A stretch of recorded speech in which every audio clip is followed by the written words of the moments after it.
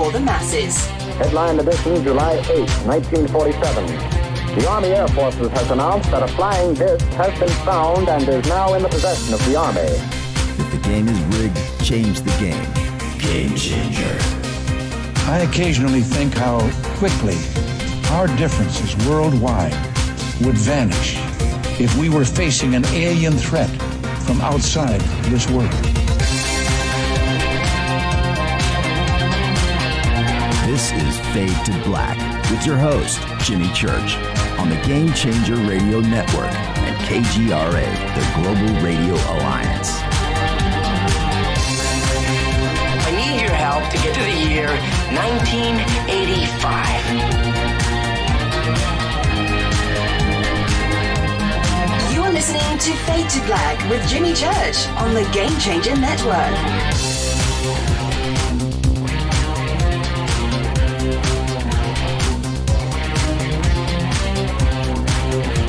Good evening. Fade to Black. Bespoke radio for the masses. Yeah, man. How you doing? How you doing? Yeah, man, it's Wednesday, August 29th. August 29th, 2018.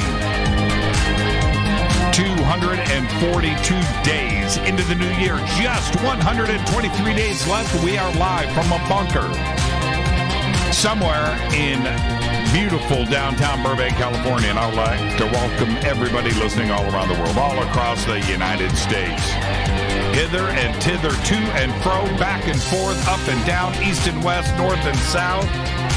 Far and near. This is Fade to Black for KJCR, the Game Changer Network, and KGRA, the planet. I am your host, Jimmy Church. What is cracking, everybody? How you doing? Tonight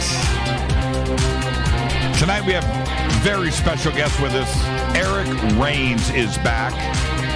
And tonight we're going to talk about the scientific approach to reality and much, much more. So stay with us. What an amazing week, right? On the show. Incredible. We had Twitter night on Monday. Last night, Alan Green still, it shook me. It was an amazing show last night. Tonight, Eric Rains is here. Tomorrow night is another Fader night with John Rappaport, but not just another Fader night. No, we've got Jason Quidd here. And he's going to help me man the phones and take your phone calls and do all of that stuff. He's got his new movie that he is working on and directing. It's called Into the Void. And we're going to launch a website along with Jason tomorrow night. So we're going to make all of those announcements. I cannot wait. And a few special guests are going to be here too as well. And so enjoy it. It's going to be a great night tomorrow night here on Fade to Black. Friday, I'm off. Saturday, I'm not. I'll be over at Coast to Coast AM, hosting over there. And my guest this weekend is Donnie Arcade. It's going to be great. So that's Coast to Coast on Saturday. Man. Now, and somewhere in there, I got to schedule some sleep. But we'll get it done. And I'm going to tell you right now, the week that we have got lined up next week on Fade to Black, I cannot wait to get to it. Oh, man. So, yeah. Oh, next week is going to be amazing. So there you go. All right. Open lines. John Rappaport will also be here tomorrow night with his No More Fake Newsroom Live. And today I posted, I mentioned this last night on the show, which is when I am in the zone down here in the bunker, when I'm in the zone and I'm writing and researching and checking things out, I get in the zone, and I'll work those things out. I get in the zone, and when I do that, what I guess OnStellar has opened up things for me where, because I'm spending so much time over at OnStellar, I'm not on Facebook at all anymore. is I take my show notes, I take my thoughts, and I post them over at OnStellar. Yeah, and it's kind of cool. It's like, it's a sneak preview of the show and where my head is at and what I'm thinking about. And so I did that today again over at OnStellar, onstellar.com, OnStellar.com. And if you're not a member over there, it's just a social media platform. That's what it is, social media platform. So head over there, and it's built for our community. The articles and the freedom of thought and the knowledge that is shared over there, it's just great. And you get to hang out and read what others are, but you get to make friends, but the research and everything that everybody else is posting, it is so varied and all over the place. There are so many different categories to write things in our community, and it's all there. OnStellar.com. So go over and do it. And if you're not registered, you can register. And when you do register and they get to the point where they're going to ask for a referral code, if you have one, just use my name. Just plug it in right there, Jimmy. It's very simple. And then send me a friend request after you upload your profile picture. Just get her done. OnStellar.com. You can also follow me on Twitter at JChurchRadio, Facebook, YouTube, blah, blah, blah. Everything is Jimmy Church and Fade to Black. And you can go and click on all those little buttons over there at JimmyChurchRadio.com. Follow, like, and subscribe. And it's really simple. The sandbox is hashtag F2B on Twitter. Okay. Now, that's all you got to do. Hashtag F2B. Join in the conversation over here in the sandbox. And we have 2 chat rooms. Of course, one over at KGRA The Planet and one over at Spreaker. Okay? Very simple. Whatever it is that you need to get your communication on, we've got it going, and it's all live in real time during the show. Okay? All right. Don't forget to subscribe to our podcast. We have over 900 archive shows, just $2 a month. Click on the banners at jimmychurchradio.com.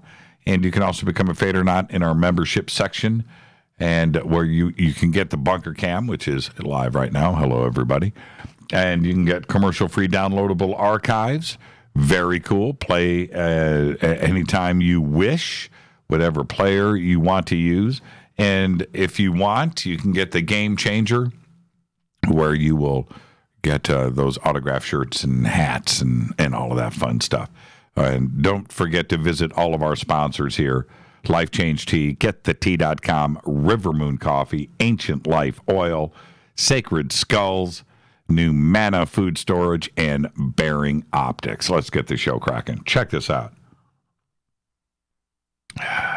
Our dead guys' birthdays today are Michael Jackson, Richard Attenborough. Now, and Richard, what was it? A Bridge Too Far? Didn't he direct that, Richard Attenborough? I think so. But also today, Ingrid Bergman. Happy birthday. Also today, our dead guy's birthday. Are you ready? Robin Leach, who died last week on August 24th. Today is the 29th. Died 5 days ago. And Senator John McCain, who also died a few days ago. They died just a few hours apart and have the same birthday. Kind of weird, huh? That's why McCain's included in there, so I thought I'd do it. It's just very interesting. I was like, wow, that's nutty. Kind of a weird coinkydink. Robin Leach and Senator John McCain. Who would have thought that they would be connected like that? Why are you flashing up? Who is doing this? The pictures of this white Mustang. That thing is sweet. That is sweet. That's nice. Thank you, Mark. That is very cool. Love it. Didn't I post the other day my love for somebody asked me what my favorite car was of all time. It's a 1966 Mustang Fastback, white. Now you guys are posting white Mustang pictures. That's funny. All right. On this day in history, OTD, 2005, Hurricane Katrina slams into the Gulf Coast in New Orleans. I'll never forget that day. I was at work in West Los Angeles, West LA, and I just remember watching that thing on the computers, and we didn't have TVs going there, but watching everything play out on the internet. And wow, what a crazy day that was. Crazy week, crazy month. But it all started on this day in 2005, Hurricane Katrina. Fader fact. Okay, now, this has been vetted, but I need you to listen to what I am about to say. Fader fact. It doesn't rain water on Jupiter. Nope. It rains diamonds. Seriously.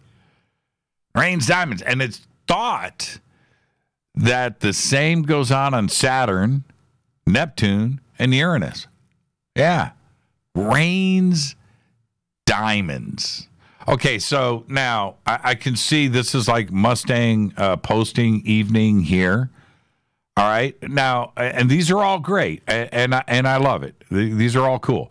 But not one picture of a 1966 Mustang GT Fastback in white.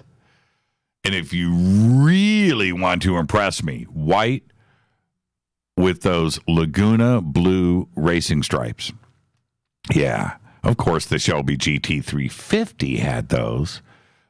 But if I had a 66 Mustang GT Fastback, which Rita knows that I'm dangerously close with buying one. But, yeah, it's going to be white. I'm going to have those blue racing stripes. Yeah, maybe I'll even Shelby-ize it. I'll make a fake Shelby out of it. You know, put the window scoops on it and the hood, the Shelby hood, fake it out, put the Shelby stripes below the door. Yeah, you know, who cares? Yeah. Put the tachometer on the dash. Yeah, there you go. Thank you, John. There you go. Well done. Well played. That gets a retweet. I'll do that right now just because. See, I'm doing it because you were so thoughtful and you're actually listening. There you go. Boom. Retweet. Well done. All right. Tonight, very special guest, Eric Rains. He's back. Tonight, we're going to talk about the scientific approach to reality, much, much more. But we're going to start there. Tomorrow night is another Fader Night with John Rappaport. And there's No More Fake Newsroom Live. Open lines all night long. And helping me man the phones tomorrow night will be the one, the only, Jason Quitt. He's going to be here. We're going to announce his new movie project and website. And we're going to have a few special guests. Open lines all night long. And that will be tomorrow night. Friday, I'm off. Saturday, I'm over at Coast to Coast AM.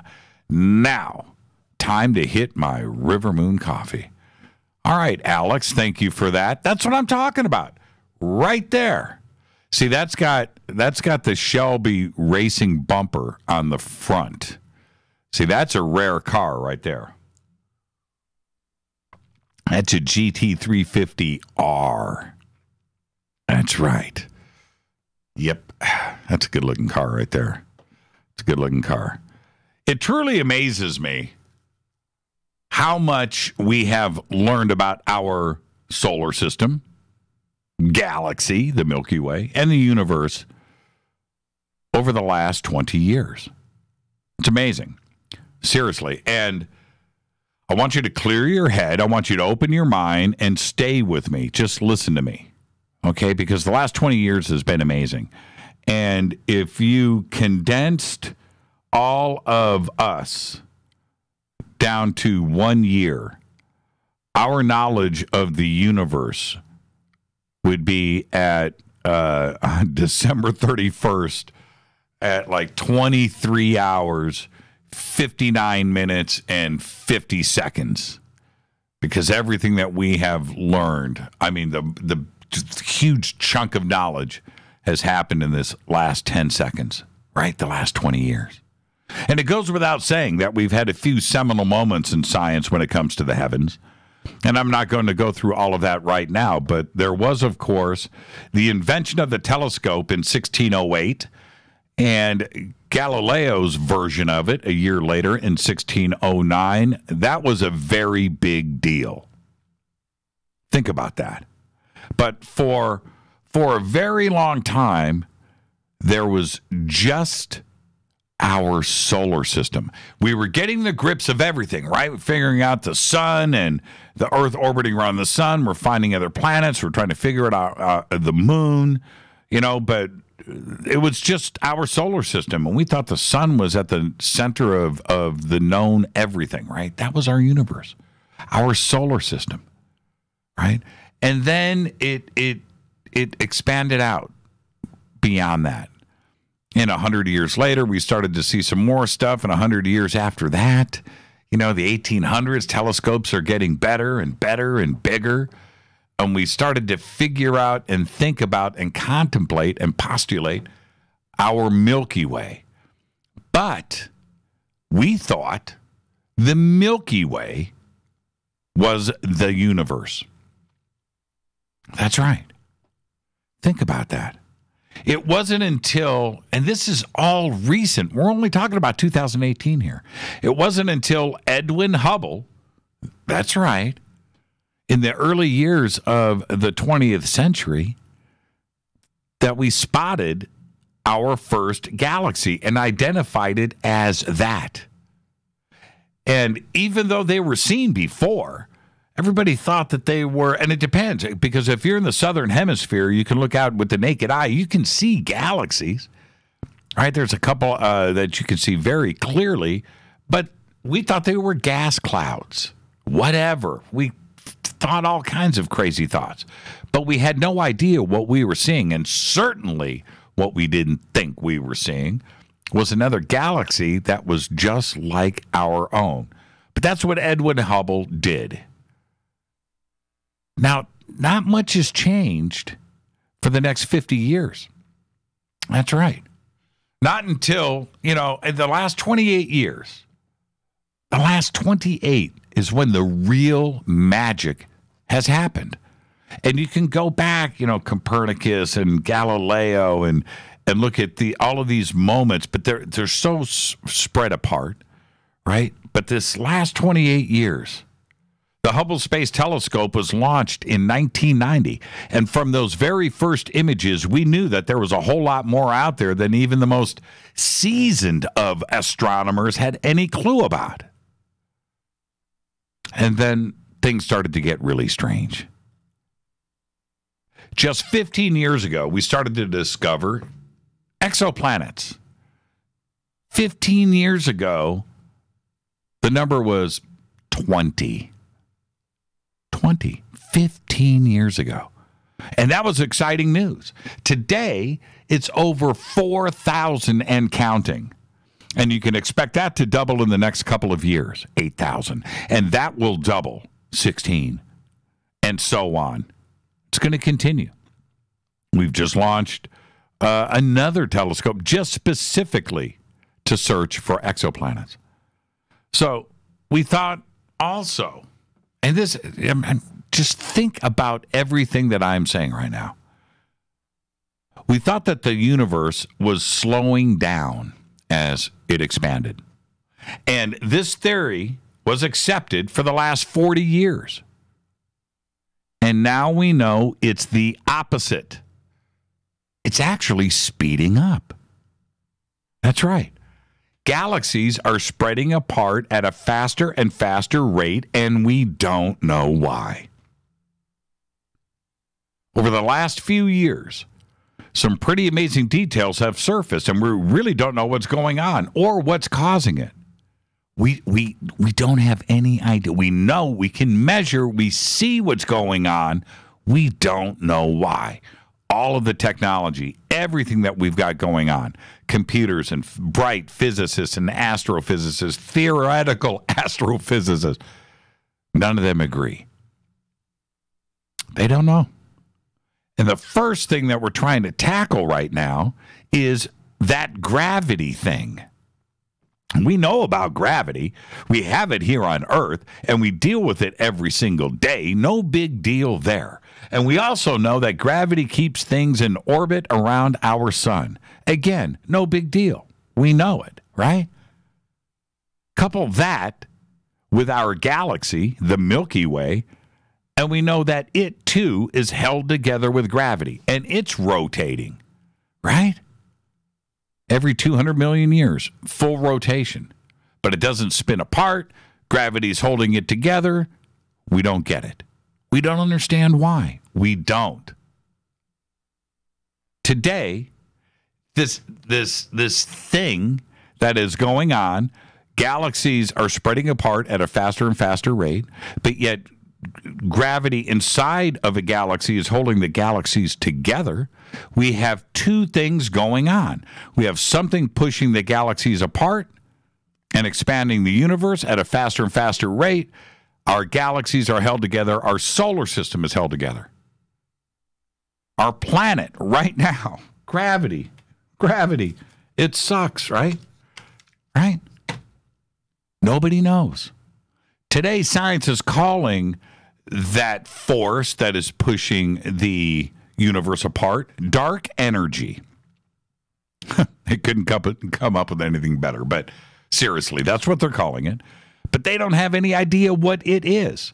They know that gravity sucks, and they know that dark energy doesn't. And that's all the professional scientists have got. And I'm not joking here. That's modern academics for you. The Hubble Space Telescope has also allowed us to start to calculate numbers like never before. This is all going on at the same time. And the last 28 years, it has just spun out of control. Every time we found a new galaxy with the Hubble Space Telescope, we found another one behind it, and another one behind that. On and on and on and on and on, to the point of pretty much everything that we thought were stars turned out to be another galaxy. And I'll put it to you this way. One star is, well, okay, the number one. In that, we were counting them. 1, 2, 3, 4, 5, 6. And we were counting stars. And we thought we had a grip on what was going on. And we were counting stars. Well, we had it wrong. Replace each one of those stars that we thought were stars, which are actually galaxies. Now we've got something crazy. Replace each star with a galaxy, which has between 1 billion and 500 billion stars or larger in each galaxy. And as you might imagine, the math is starting to go nuts. And today, the numbers are so friggin' gigantic that we can barely wrap our heads around it. Huge, big, gnarly numbers. And most of this knowledge has happened since 1990. It's crazy. With all of this comes some pretty serious issues, and we don't have the brain power right now to figure it all out. We don't. We don't have the ability to figure it out. We've got matter, we've got dark matter, we've got antimatter, we've got dark energy, we've got gravity and how it all works together.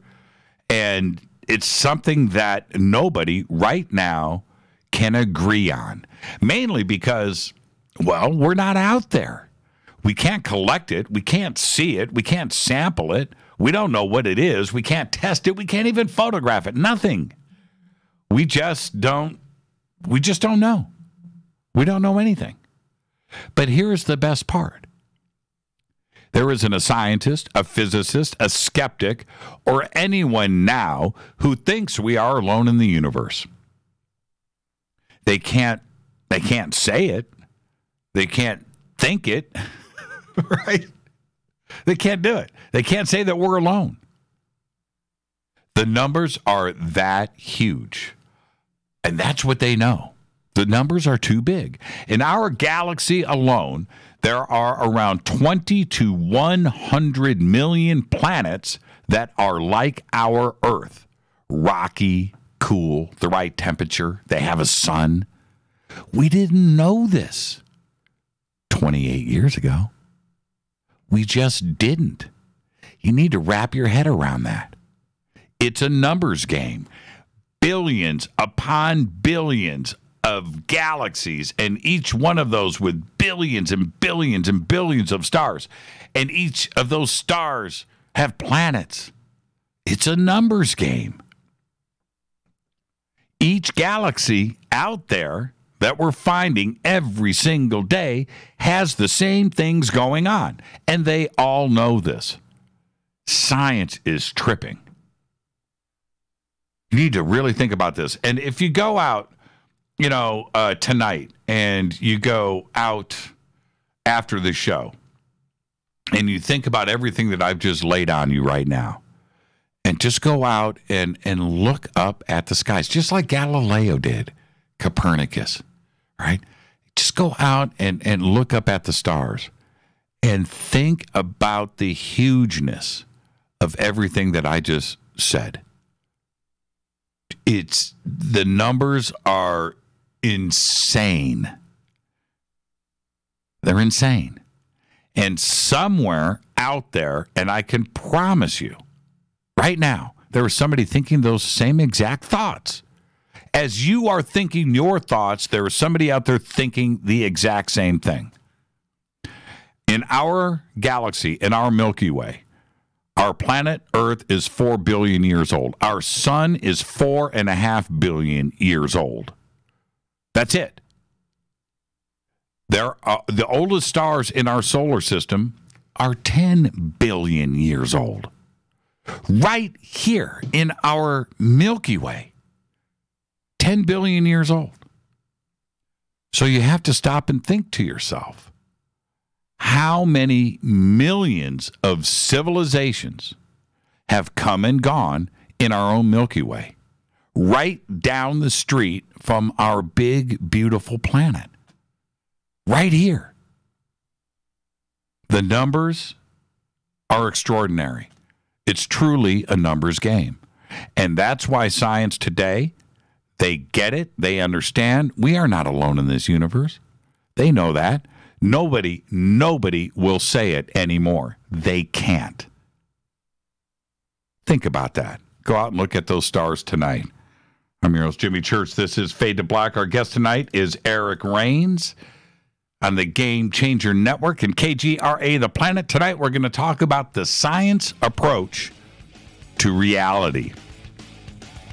That's right. I'm your host, Jimmy Church. Follow me on Twitter at JChurchRadio. Email is jimmy@jimmychurchradio.com. And I'll be right back with tonight's guest, Eric Rains. Stay right there.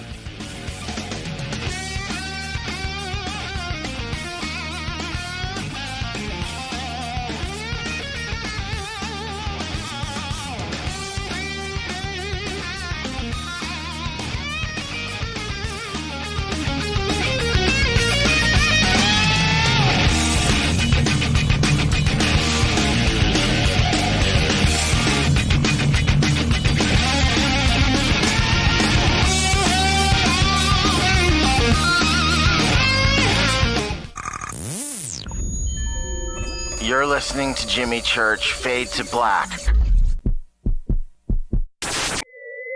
Fade to Black will now pause for alien identification. The station that talks the net. KGRA Radio. When you take the beans from Central America with dashes of Indonesian and African mixed in and then roast it to the dark side of Fade to Black, you create the ultimate brew of fringe. Introducing the Fade to Black blend from River Moon Coffee. Yes, River Moon's darkest customized roast was created for the love of Fade to Black. The alchemy of masterful roasting and smoking the beans is in every sip of this full-bodied, dark Java. I need my coffee dark, deep, with distinct bittersweet chocolate highlights, just like the bunker. Leaning further into the darkness of the roast is Fade to Black blend from River Moon Coffee. Just click on the banner at jimmychurchradio.com and use the promo code F2BBLEND for 15% off of your order today. Go Beckley Teppy. What can I say about the most popular tea on the internet? And what do customers say about Life Change Tea at GetTheTea.com? A lot. But by federal law, we at GetTheTea.com cannot make claims to how this product can enhance your health. We cannot even post our testimonies without being in compliance. So how do we get past the hump? Try our products at GetTheTea.com and see for yourself. You can send us a testimony, but we just can't post it. Bummer. Our products are GMO-free and organic. We pride ourselves in being the best we can be, and we urge you to take charge of your health. We're 11 years strong, and many of our customers have shared their successes with friends and family. Protect your colon. Log on to GetTheTea.com. That's GetTheTea.com. GetTheTea.com. GetTheTea.com. 9 out of 10 geneticists agree. Fade to Black is not your father's radio show on the Game Changer Radio Network and KGRA, The Planet. Win big with KGRA this summer. Tickets and hotel accommodations to the biggest conferences, autographed books and DVDs, chances to win all-inclusive conference cruises, and private dinners with your favorite KGRA hosts. Click the contest tab at KGRAradio.com for your chance to win big this summer. Your contact for the best alternative talk radio on the planet. KGRAradio.com. Hi, this is Rob Reiner from Anvil, and you're listening to JimmyChurchRadio.com. What's up? I'm Chris. What up? This is Kyle Massey, and you're listening to Jimmy Church Radio.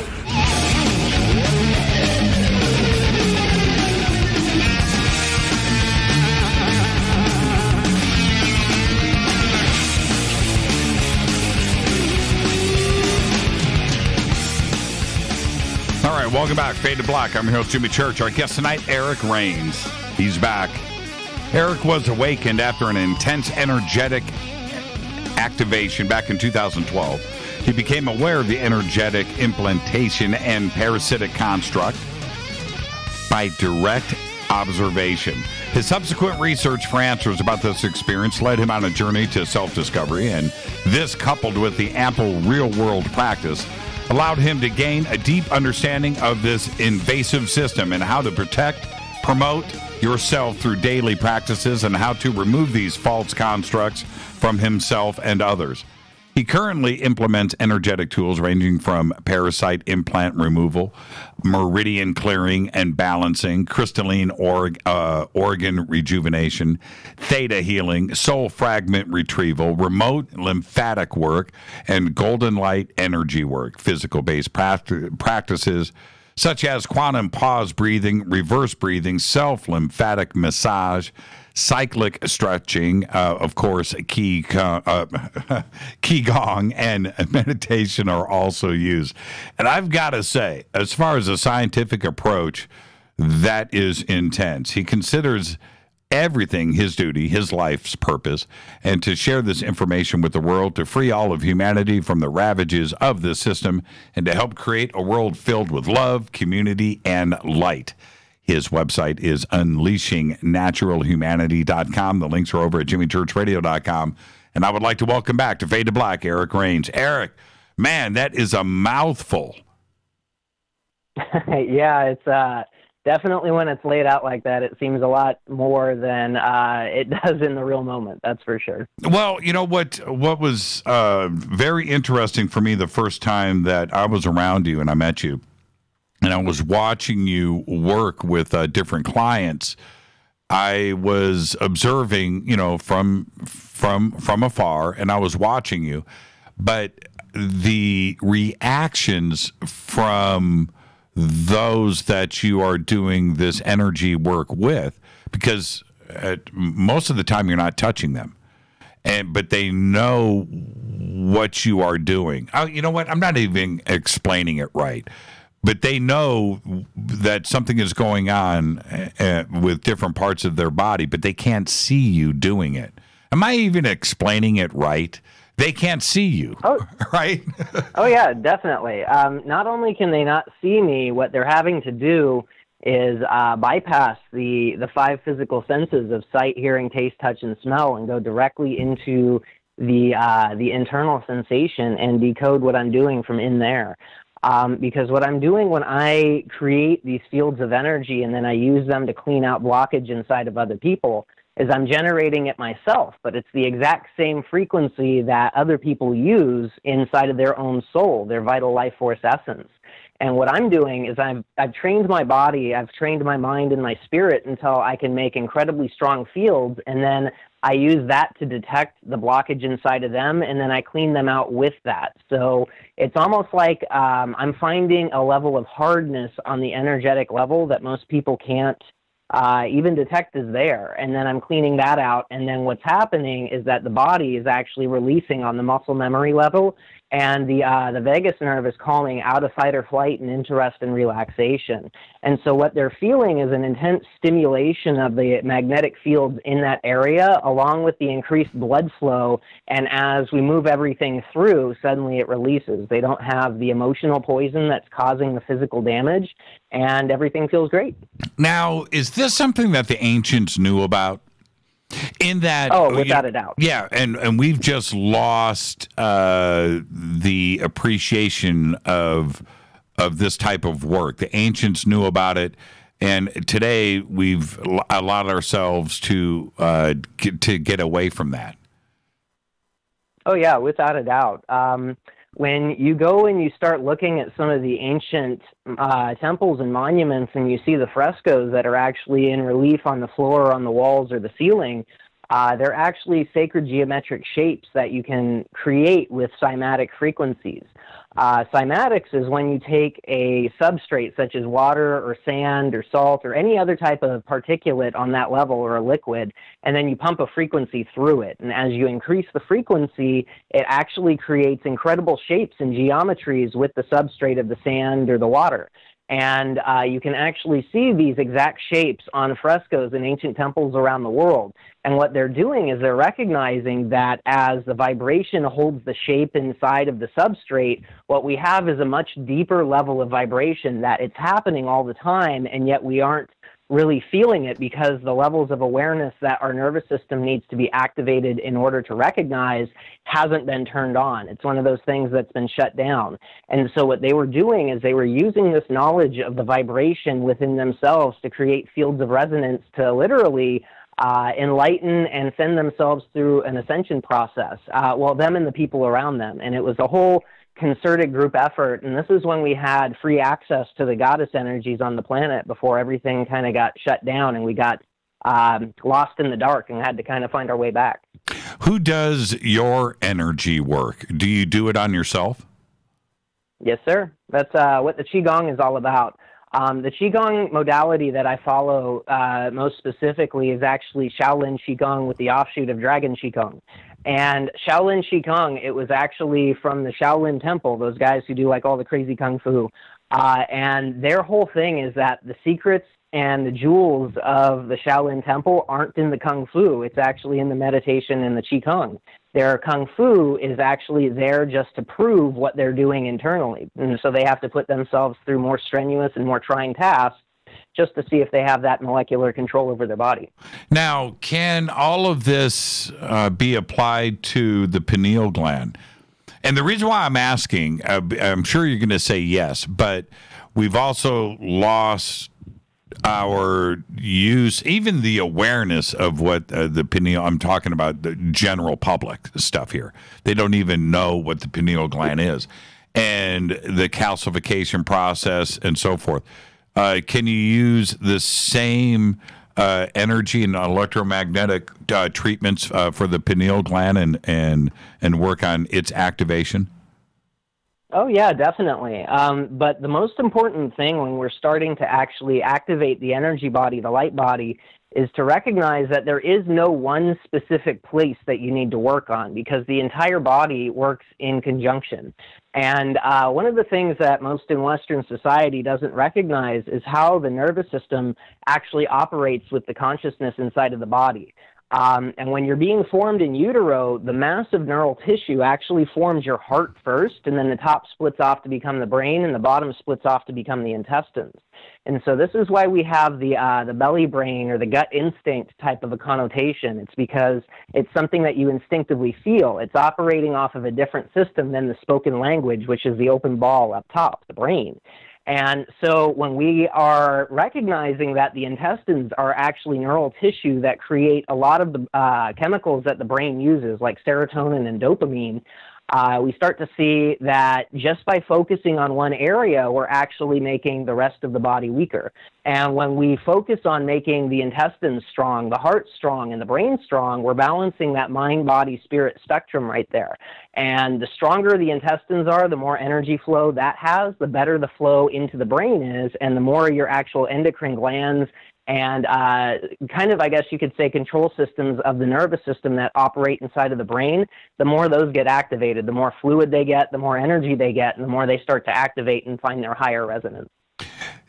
Science today, the more that I do my research and I listen to physicists and theoretical physicists and astronomers and all of that, theoretical cosmologists, the entire spectrum, very smart individuals.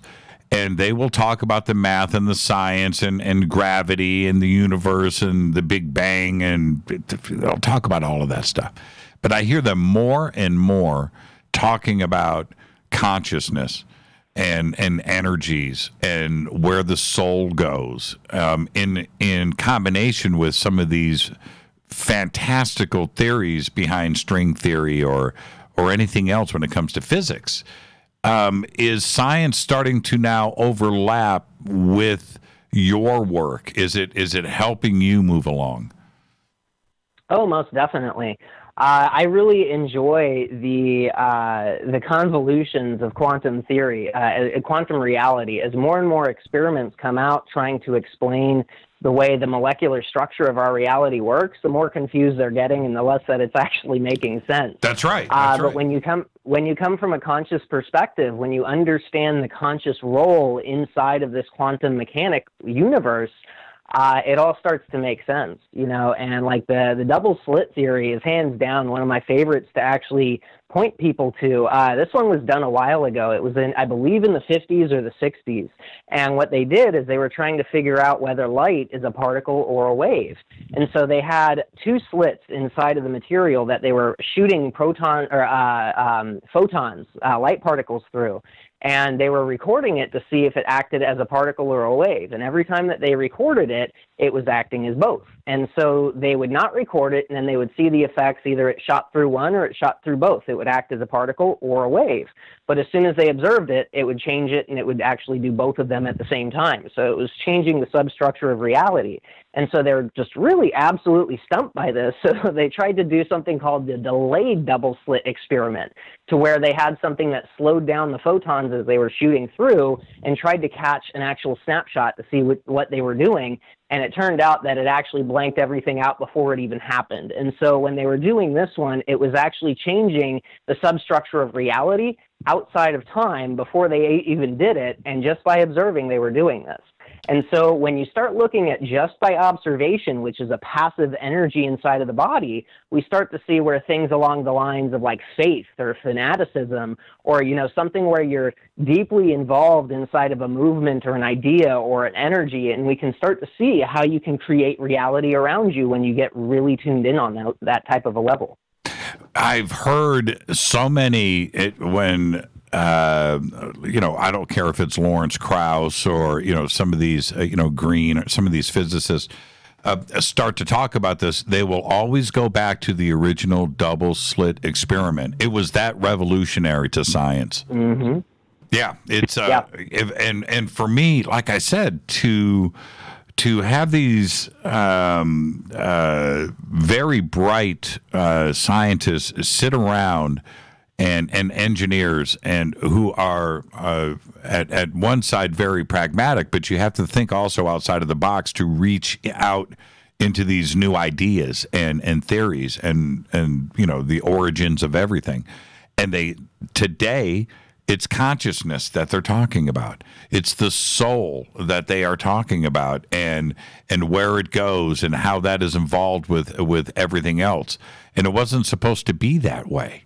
It's like science and religion are combining, or spirituality. Yes. I believe it was Tesla who actually said that as soon as we start studying the invisible phenomenon associated with conscious in a scientific approach, we will advance our technology over 1,000 years, like instantly overnight. And that's what we're seeing right now. You know, you hear about the transhumanist agenda where they're trying to, you know, download consciousness into the machine. You know, you hear about all these different conscious experiments with people trying to reach different levels of ecstasis, and how, you know, before it used to be like the extreme level of adrenaline jump, you know, jumping out of airplanes, or extreme skiing downhill that used to create these levels of ecstasis, this feeling of being so in the now that there is nothing else. And this is what we are supposed to be operating on, is this body-brain mentality, not just stuck inside of the conscious thinking thought that's inside of English, inside of the head, but actually feeling entirely throughout the entire nervous system instead of just being isolated in the head. And as we do this, we're starting to open up those different levels of ecstasis that, you know, those extreme adrenaline junkies chase, because what they're finding is that extreme peace inside of the chaos. And that is literally opening up the belly brain. It's causing you to be so completely now that there is nothing else. And you'll find inside of those states that spoken word actually completely and totally falls away, because you aren't operating on that anymore. You're operating off of instinct, impulse, emotion, sensation. And as science and technology start to really focus on the invisible aspect, the soul aspect, the consciousness aspect, what we're finding is that we're unlocking different levels of being. We're unlocking different levels of existing inside of reality. And what's really amazing is that we have scientific proof to back this up, and the changes that occur inside of the body when you shift into different states of nowness. How is it that nature knows this? Nature understands the quantum state, right? Locality and entanglement and parallel worlds, right? Nature understands this. We are getting closer to it, but it just may be that this is the way things are, right? And oh yeah. Not only is this the way things are, the only thing that gets in the way from us understanding reality in the way that nature does is that we overthink it. That's literally it. Like, human thought is so slow compared to what is capable, what is possible. And when you are stuck thinking inside of words, you could have a whole entire PhD thesis worth of information come alive instantly inside of you, and yet it takes you almost 10 years to decode it and put it out onto paper. You know, and this is what we instinctively are already connected into. You know, when you hear that beautiful piece of music that just sends the shivers up and down your spine with that amazing sensation of the emotion behind the words, behind the meaning, behind the melody, you know, that's the instinctive understanding that nature is operating on. But what we do is we get in the way. We say, okay, well, that felt great. Now let's go ahead and operate in the future. We have to do this, we have to do that, we have to do this. Oh, but what about the past? I completely forgot to do that. What about this? I have to get that done. And so all of a sudden we're inside of our mental dance that is outside of now, and it's in this literally an umbrella that's up above the entirety of everything. It's not even the tip of the iceberg. It's like the shell around the tip of the iceberg. And this is why we don't understand the way that nature does. It's because our gut instinct is completely and totally overridden by the logical thinking temperance, where we're supposed to actually have a balance in between the gut instinct and the logical thinking centers by going into the heart. You know, that's the balance between the logical thinking mind and the gut instinct. I had made some comments at the opening of the show tonight when we're talking about science and what we have learned so much, especially in the last 20 years, the last 30 years, a tremendous leap forward. And what we have found out is how much we don't know, too, as well, because now we know what matter is, but now we're dealing with antimatter. We're dealing with dark matter. We're dealing with dark energy. We've got gravity. And how everything works together. We have gravity at the atomic level and what is holding atoms together. We have gravity on this planet. We have gravity with the moon. We have gravity with the sun and the solar system, and and on and how it unfolds, and then all of the energy forces that are inside of each one of those, pushing things apart and pulling them back together. And keeping things running in this universe. It's a fascinating thing, but we don't know how any of it works.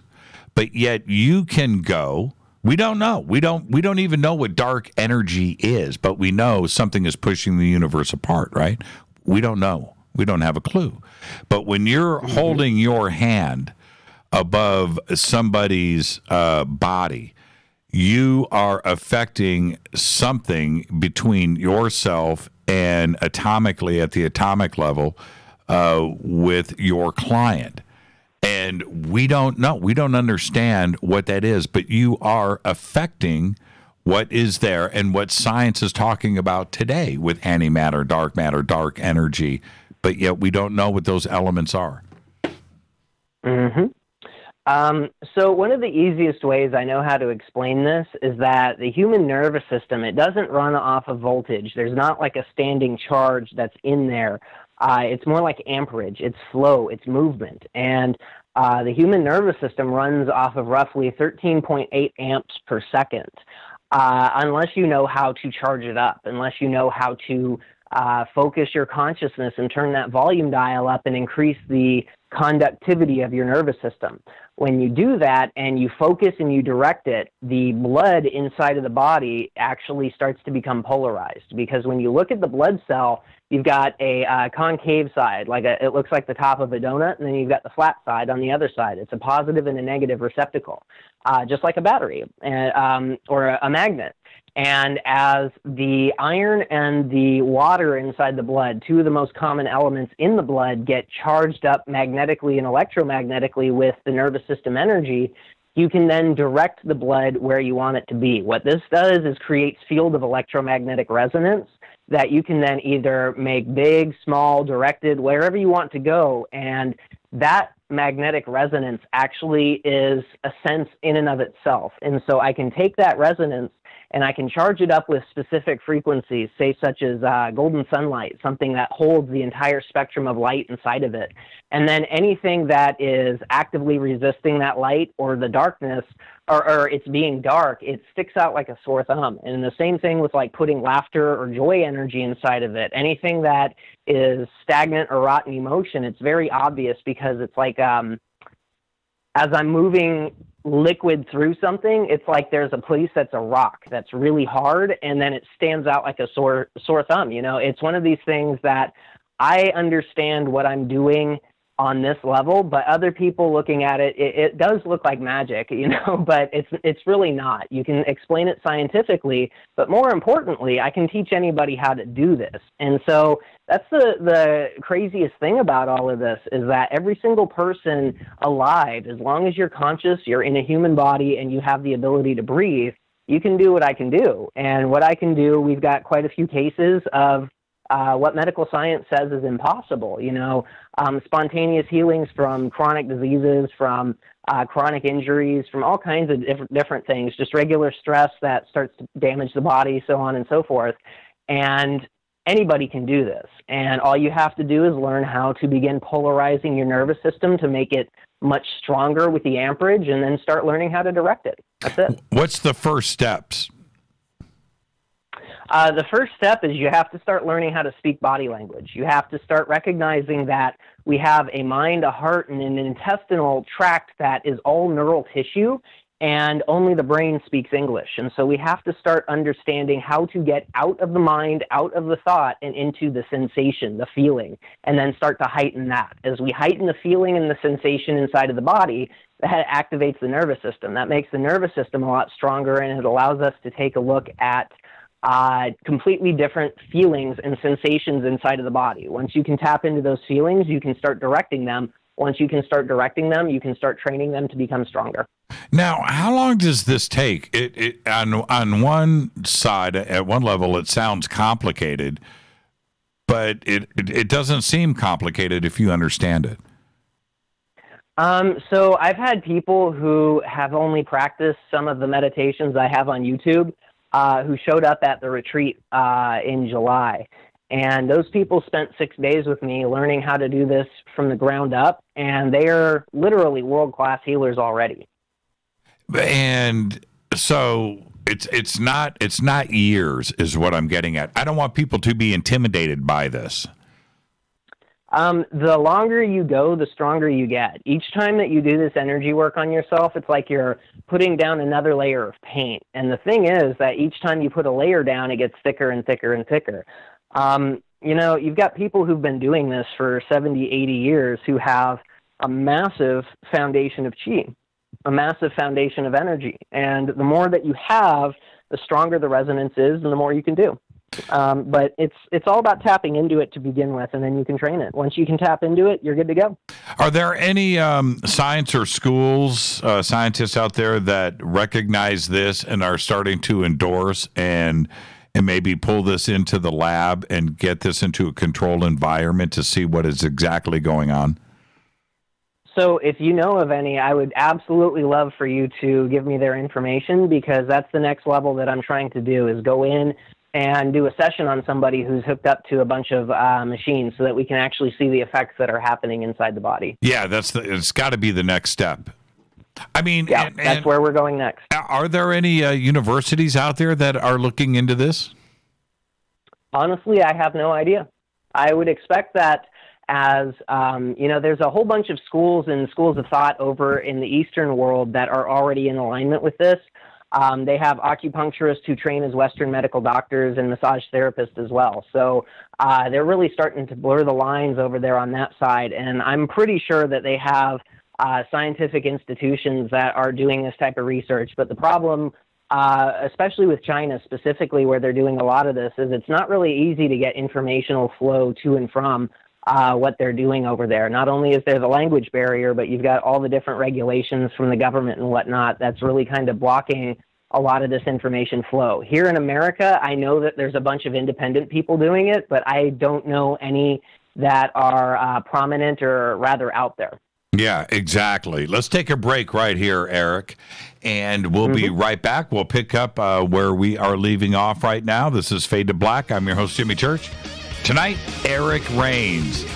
And yes, we are discussing the science approach to reality. Tonight, we're going to do all of that and much, much more. I'm your host, Jimmy Church. I'll be right back. Stay with us. More with our guest, Eric Rains.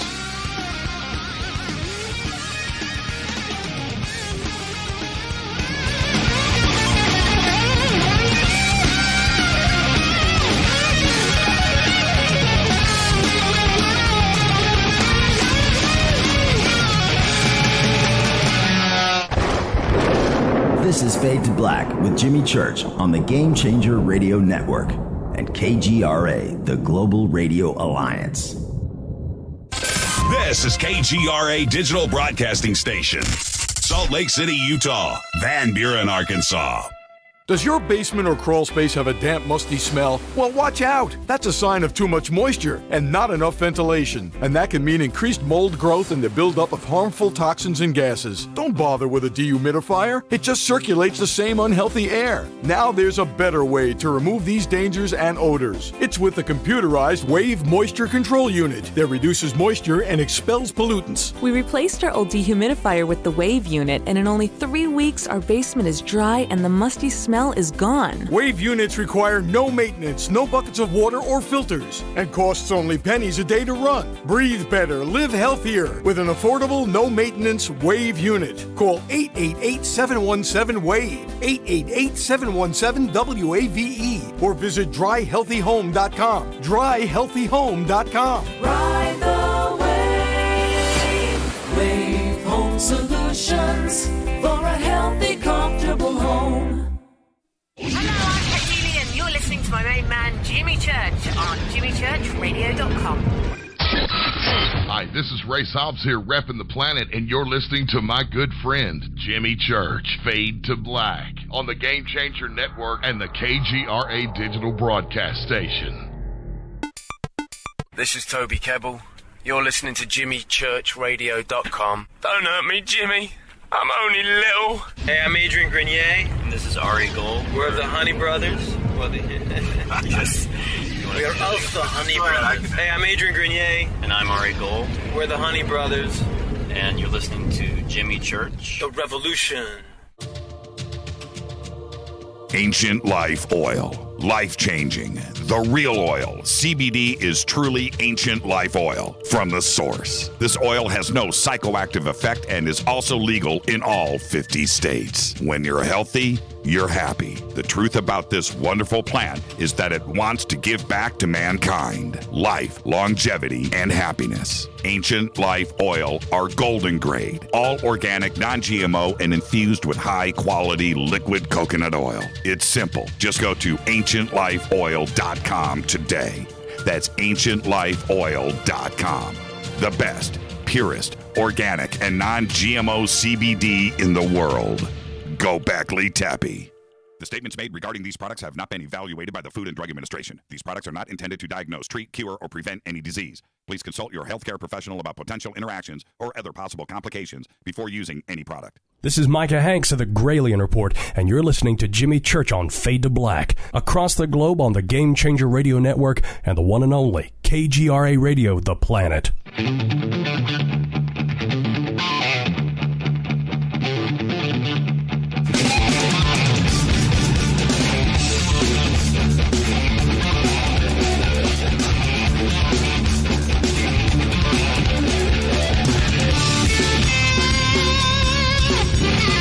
All right, welcome back. Fade to Black. I'm your host, Jimmy Church. Our guest tonight, Eric Rains, and we're talking about the science and approach to reality and our consciousness. Amazing conversation so far. And before we move forward, Eric, I got this in Twitter from Nurse Nancy, and she says, is Eric talking about opening up the heart chakra center, which is huge now because it's directly connected to our third chakra, and having a mind melt with your third eye, creating a higher vibration field, which creates a new complex energy flow that connects us to our light body and transforming our DNA? Yeah, definitely. So I'm actually working on integrating my chakra centers all the way back into one, which corresponds with the heart field. I don't operate on the 7 chakra centers that normally most people do.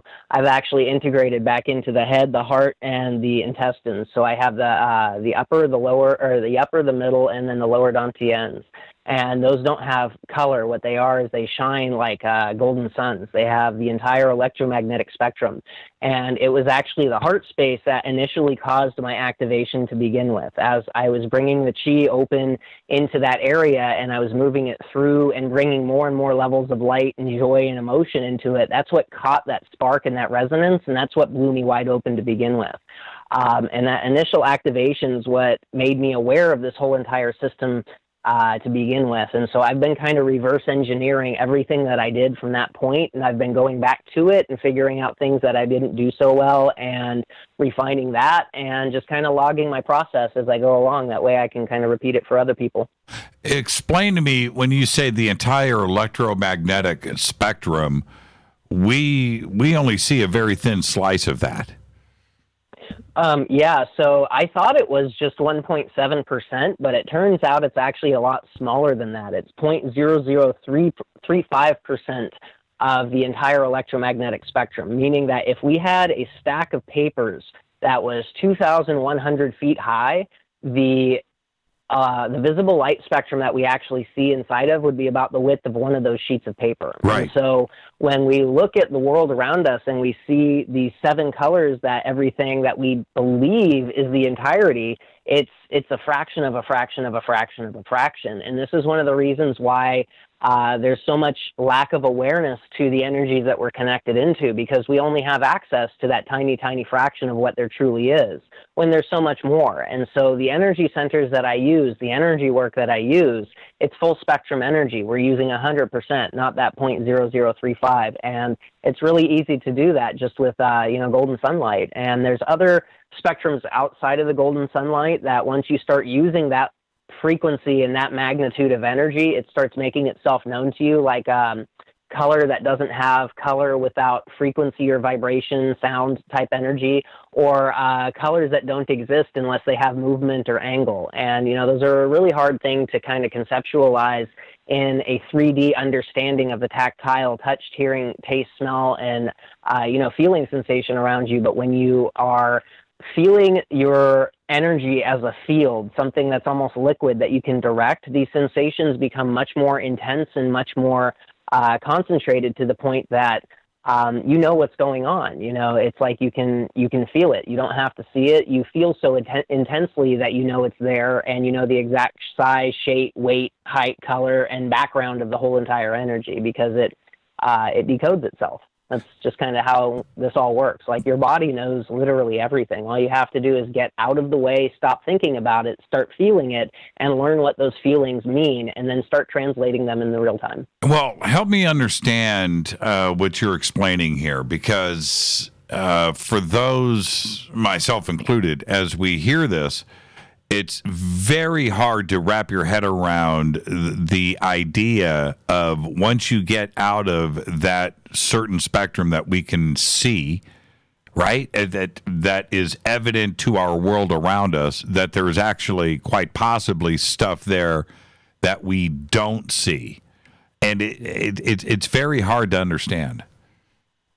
Yeah, I completely get that. This is like one of those concepts that until I've worked on somebody or they've worked on themselves and released etheric weight, it's kind of impossible to explain what etheric weight even is. I mean, even if you're standing there with no clothes on, how am I going to explain to somebody who doesn't understand the energy that you've got weight that's pressing you down? You've got vibration or anchor points that are pulling your resonance lower and lower into a deeper, more locked state. And as soon as you're outside of it, you literally feel the weight disappear. Like you've got 15 or 20 pounds that just kind of released off of your body and you feel like you're floating almost. This is one of those same types of concepts right here that you have to really experience it. But the long and the short of it is when you start making your energy strong inside of your body and you start tacking on or layering frequencies onto it, it's almost like you're creating a light on the energetic field. You're creating a light on the invisible spectrum that you can't see. And so we might not be able to see it inside of the visible light spectrums that we are in, but we can feel it. And what it's doing is it's shining out on the rest of that frequency that we can't see inside of. And inside of that light, there might be something that's invisible, a consciousness that doesn't have a body, that as soon as you are looking with the right spectrum or frequency, it stands out like a sore thumb. This is that darkness that I was talking about. As soon as you start creating fields of magnetic resonance that you tune into with brilliant golden sunlight and you shine that out, anything that's resisting the light becomes very, very obvious. It stands out like a sore thumb. It's literally like the darkest of dark things that's, outlined on a white wall with spotlights all around it. And as soon as you feel that type of sensation, you can't ever unfeel it before. And what you just did is you've expanded your consciousness. It can't ever go back to the state of ignorance because now it recognizes that there's a little bit more on the other side. And instead of looking on the outside world where we think everything is real, we're bypassing the outside world and we're going into the internal universe, the internal sensation, and we're turning on skills and senses inside of that level right there, and then we're using those to operate inside of the etheric field. Does that make sense? It does. It does. Well, if you saw me without my shirt on, you would definitely see 15 or 20 pounds of negative forces pulling me in the wrong direction. And it will be fully illuminated in this light spectrum, I guarantee it. Well, we've all got things we got to work on, right? Yeah. I'm not playing around here. But see, and this is what I find most interesting with this, is that there are things right now that are affecting us globally. Every person on this planet right now seems to be affected. And I don't know if it's going down to the DNA level. I was talking about this last night on the show. I don't know if something's been activated. I don't know if there's some kind of parasitic thing that is going on. But we can look around and see the chaos on this planet, and there's something that has been activated. We can feel the changes. Oh, most definitely. What you're talking about right now, the energies that are not only activating the levels of dormant DNA inside of the physical flesh suits of the human populace. Right. We're also dealing with all kinds of different things. Like right now, we're watching a closing to a whole bunch of different cycles, smaller cycles that tune into bigger cycles, that tune into bigger cycles, that tune into bigger cycles. And we're watching that balance. It shifted in 2012, December 21st, 2012. We went back to the 0 point, to where the dark had dominance over the collective consciousness. And that tipping point, December 21st, 2012, that was where we hit that exact 50-50 mark. And what we've been doing is watching the light quotient starting to gain dominance. And it started off really slow, but right now, as it's gaining traction, more and more is pulling up to the surface that can't stay hidden. And the problem with going through a dark night of the soul on the collective level is that we can't really hide from any of the nasty stuff that has been happening underneath the surface. Those skeletons in the closet have to come up. They have to be exposed. They have to be understood. And then we, as a species, decide that we never want to see that again, and then we move forward. And it looks definitely really painful on the surface level, but, so does a birth. And that's kind of what's happening right now, is we're beginning to watch the labor of the golden age actually beginning to intensify. Those contractions are hitting the level, everything's dilated, and it's time to push. And it's not a fun process. It's not a very pretty process, but it's a miracle. It's beautiful, because what is born out of this labor, this intensive pain right now, is so much more than what the current status quo is. And, there's so much doom and gloom about, and yeah, there are a lot of scary things that are happening on the planet right now, but that's all out there on the surface level to distract you from the sensation of what's truly happening. Because when you let go of all surface thought and you go into the breath and you truly feel what I'm about to say, there's always a response. When what we're coming into is so far beyond what even the most magnificent prophecies could ever even touch. Those of us in the know who know what's coming, even us, are going to be just absolutely flabbergasted and blown away by the golden age that stretches out before us. And each and every single one of us has a very important part to play inside of this. And when you hear these words, when you feel that energy, there's a tingle, there's a movement, there's a stirring, because that's the body language. That's the language underneath the surface. And that's what we need to start going back to, because we already know. We already know what's true. We already know what's right. Nobody wants to be in pain. Nobody wants to be hurting. Everybody wants to be joyous and happy and growing and comfortable with existence and thriving instead of just surviving. And yet we're finding that most of our roadblocks actually stem from us. And that's the mental level that's getting in the way right there. And if we completely and totally ignore every single word that is happening inside of our mind, and we go completely with the feeling, that's instant enlightenment right there. Over the last 3 to 6 months, I have been getting email about, the dark night and the dark soul and finding yourself and what is that moment. And this started for me about 6 months ago. And I've been watching these posts in social media. It's probably started pretty thickly about 3 months ago. You just mentioned it again right here. For those that don't know what we're talking about, can you explain?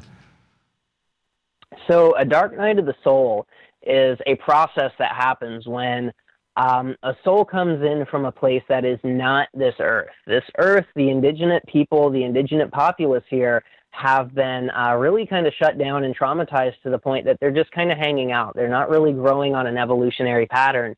And the grid within the grid, the wheels within the wheels, the way that everything works, this literally shut down the progress of the local galaxy, and that shut down the progress of the entire galaxy, which shut down the progress of the universe. It's really a massive system that's happening right here. And what happened was, from the other side, we all recognized that there's a major issue right here, and we need to go in and fix this. And so what we did, knowing that we weren't going to be able to remember anything, we came in here with the codes of the light in which we came from. And as we dropped into these systems and we didn't understand anything and we became a part of this system with the amnesia that we were born under, we literally became the darkness. We started to not just be damaged by it, but we started to create it as well. And we became an integral part of this system, so that when we were inside of the system long enough and got fed up with it and recognized how out of natural sorts it is, what happens is all that darkness that we then created, we have to then deal with. We have to own it. We have to look it right in the face and recognize that, yes, the trauma most of the time came from the outside, but we're the ones who indulged in those emotions and those sensations and those predatory aspects and those dark fantasies. And so as the dark night of the soul starts to happen, you find a person who was shut down, who was numb, who was just operating inside of these, I guess you could say knee-jerk reactions that create these dark resonances. And as they start to recognize that they don't like feeling that way and they start stretching for more, what happens is all these things come up to the surface, and it's not really a pretty picture. It's not a very pleasant process, because suddenly you're having to look at everything that you've ever done, everything that you've ever noticed, all the things in the world around you that are not okay, and suddenly they're coming through you on a level that is much more sensitive. It's almost like the body language level was only able to hold the weight so long before it broke, and now you're flushing through on that body language level, and you're feeling all that darkness that was then created. More often than not, what happens with this is people start to recognize, as they go in and do forgiveness work and start to clear out the traumas that has happened to them that they created in other people and in themselves, they notice that the damage from those emotional poisons actually start to reverse. And so this shows up as thought loop cycles starting to clean themselves out, and so that you don't have such a nasty inner self voice that's always criticizing, physical blockage inside the body, blood flow that isn't moving, that's stagnant and rotten because of the energy starts to flow through, and physical damage starts to reverse, pain goes away. And so oftentimes what people call this is a Kundalini awakening, because now they're starting to step back into their natural state, but they didn't realize how damaged and far away from that natural state they were. They're not a luminous body of light. They're stuck inside the flesh, and they're really dark inside the vibrational scale. And so now they have to clean everything one by one by one, all the way up until the point that they don't have anything obvious on the surface that needs to be cleaned out. And then they can start a process of self-activating, of finding the resonances of joy, of happiness, of hope, of fulfillment, and starting to really find what makes those and really dedicate their lives towards those passions. And what we're seeing here on a massive level is that the entire planet is doing this right now. We're having so much coming up to the surface, so much darkness, so much misbehavior that was away from the natural order of what is correct, what is true, and what feels good is starting to really pull up to the surface right now. And so we're seeing, like with, the deep state takedown, this is something that's been in the works for, it's not just the past 50 or 60 years. This is millennia that this has been happening. It was an entire zodiac cycle that we're watching everything building up. It's the big cycles shifting into the smaller cycles and the smaller cycles until you down into the individual cycle of one lifetime. And as we individually clean out these dark energies and resonances inside of us, which cause literal physical damage, not just inside of our bodies, but the reality around us, it's starting to affect the collective consciousness. The collective consciousness is now having a doorway of empathy, of compassion, of feeling need for forgiveness that's starting to open up, and it's starting to just dump out everything that was hidden inside of the closet.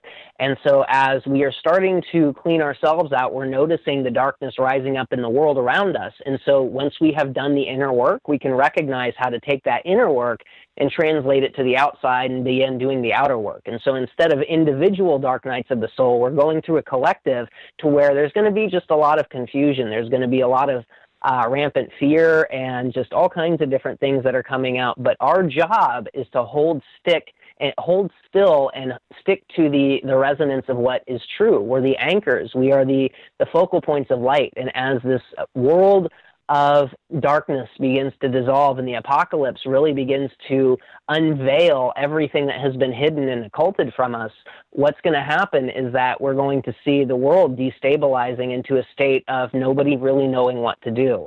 And it's in this state, that's when the body language, the resonance of being able to speak on this level is going to start actually permeating the collective consciousness. Because instead of being this stuck, anchored point of non-movement and program, it's going to be free-floating. It's going to, instead of being, having all of its comfortabilities and securities and anchor points, it's not going to have any of that. And suddenly the collective is going to have to decide where is the best way to head. And instead of being fettered with all of these different programs and collusions that are happening underneath the surface and on the surface, we're going to be able to kind of point our eyes towards the place where it's the brightest, and as a collective start moving in that direction. Does that explain it? It does. And before those out there are thinking, okay, we're getting a little bit too new agey here, right? This is going a step too far.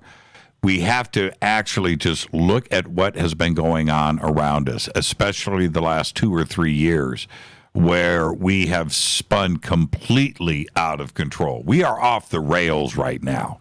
The divisiveness, the divide and conquer, the arguing, the fighting with everybody on every subject, on every level. I said yesterday, I forget what I said exactly, but it doesn't matter what I bring up. I can bring up birthday cakes, and I'm going to start a fight, right? It doesn't matter what we do these days or what you want to say, what you want to talk about.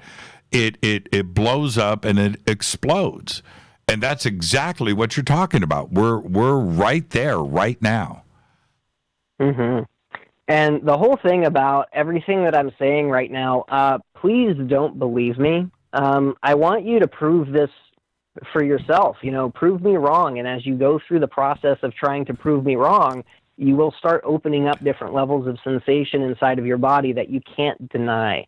And, on my YouTube channel, if you go and look up UnleashingNaturalHumanity.com or Unleashing Natural Humanity on YouTube, I've got 7 or 8 different meditations on there that you can do right then and there in your own space to feel a difference of thought, to feel a difference of feeling and sensation inside of you, and prove me wrong.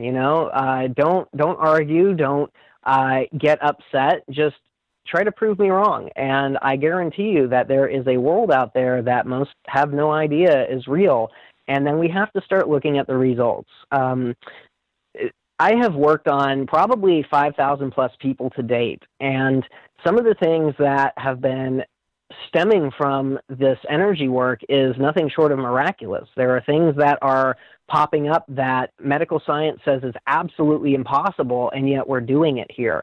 And, that right there is something to where even if you don't believe this is true, you really need to step back and recognize that the placebo effect is something that every double-blind medical study in the world has to take into account how consciousness affects health inside the body. And so if we can unconsciously do something on that level, if we know how to tap into the energies that are using that type of healing, and we heighten it and strengthen it just like a muscle, there's no way that you can't have an effect inside of the body. So, these are the things that it's getting to the point to where, yes, it might sound new agey. Yes, we might be going a little out there with the energy, but when we have quantum science and real world results backing us up, it's time to really step back and say, wait a second, I don't like feeling pain. I don't like feeling emotions that hurt. You know, if there's a way for me to get away from that, if there's a way for me to start to transmute those emotions and those feelings inside of myself into something that's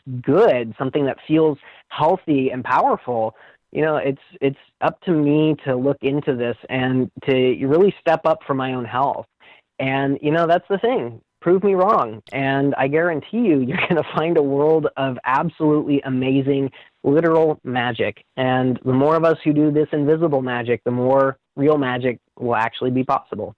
It reminds me of what Drunvalo talks about, going back to the Kundalini and Lemuria and the knowledge that was there and fought over, and eventually just went away. And here we are today in flux because of it.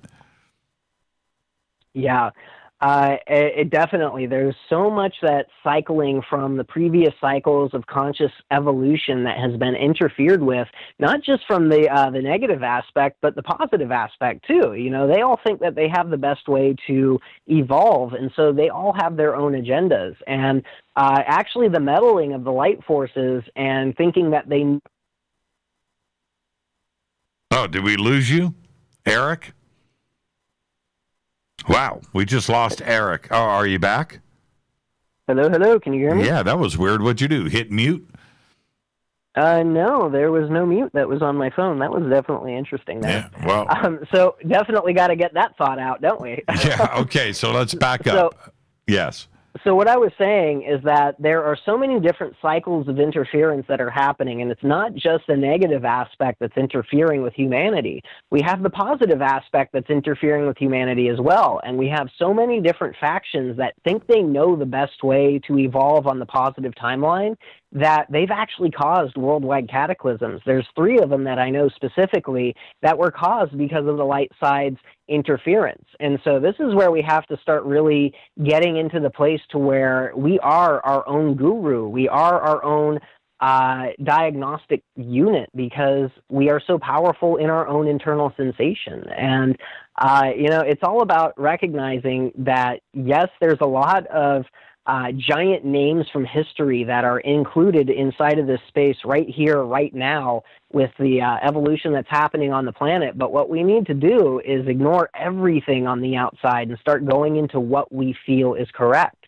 And every time I feel myself in that space, I feel nothing but generosity and benevolence for humanity. And I want to see humanity rise up into this place of energetic coherence and awareness to where we can, as a collective, step up into this place. Because the reality that we're creating around us, you know, when we see these double slit experiments and these the implications that arise from conscious interaction inside of reality, we start to recognize how powerful we are in our individual state. But when we interact with each other, when we come as a group with this training, with this power of knowledge, we literally create a fulcrum inside of the collective, and it starts to tip, and it doesn't have a choice. And everybody, you know, they're talking about, you know, the rapture or the golden age of man or the event or whatever this energetic flash might be that is going to create a 5th dimensional planet. It's not something that is happening to us. It is something that we are actively tapping into inside of ourselves. And as we bring this energy forward from ourselves, it connects in a coherent field across the planet. And the more people who are inside of that field start to tap into it, the stronger it gets, until one moment, one day, all of a sudden there's a massive shift, and we're all a part of it. The question is, how far are we going to go until we unravel? You know, how much of this darkness that we're going through right now do we have to endure for all of that? And then we'll discuss that. But, of course, when we come back, we're going to talk about these different levels of consciousness. We're going to do all of that tonight with our guest, Eric Rains. I'm your host, Jimmy Church. This is Fade to Black. Stay with us.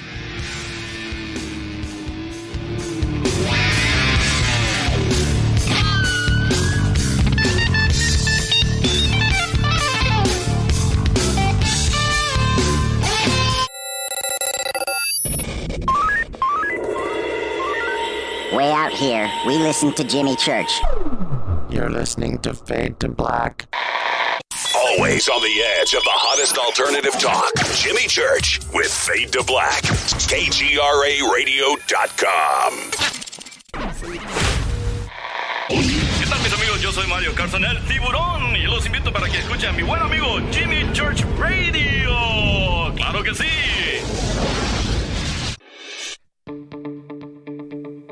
Hurricanes, earthquakes, wildfires. This year we've experienced more than our fair share. This is Jimmy Church of Fade to Black, and last month I decided to make sure my family does not have to worry about food should we get caught in a real emergency situation. Introducing Numana, a healthy, storable product that tastes so good that you'll want to eat it every day instead of just during those times of duress. All Numana products have a 25-year shelf life, are MSG and GMO-free, no preservatives, and are made in America. With the Numana pack in your home, you'll be able to sleep at night knowing that you've protected your family. Not only have I tasted and tested, I own it. Now you can too. Just click on the Numana banner on JimmyChurchRadio.com and use the promo code Jimmy when you order. In addition to a discount, we'll send you an autographed Fade to Black t-shirt. Seriously. Go Beckley Tappy.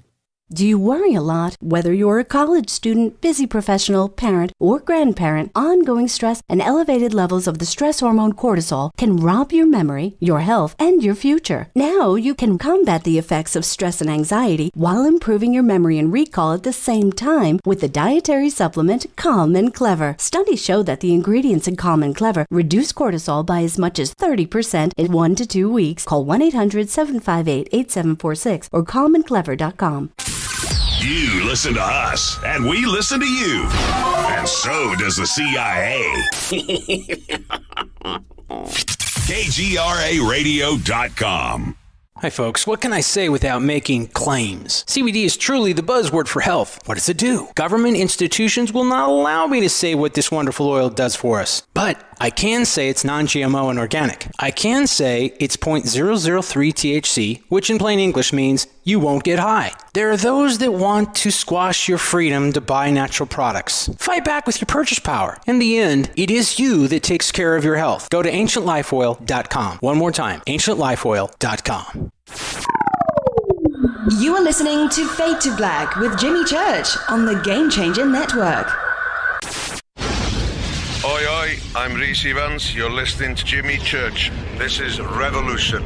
The revolution will not be televised. The revolution is on radio. Ciao.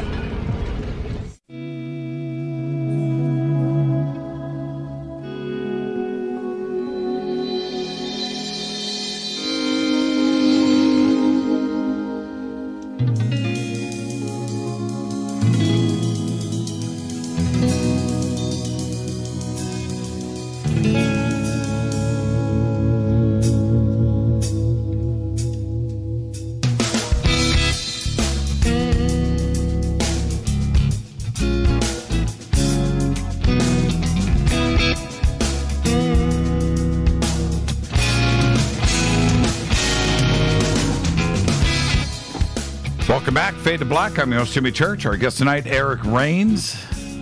Fascinating conversation, the science approach to consciousness, to reality.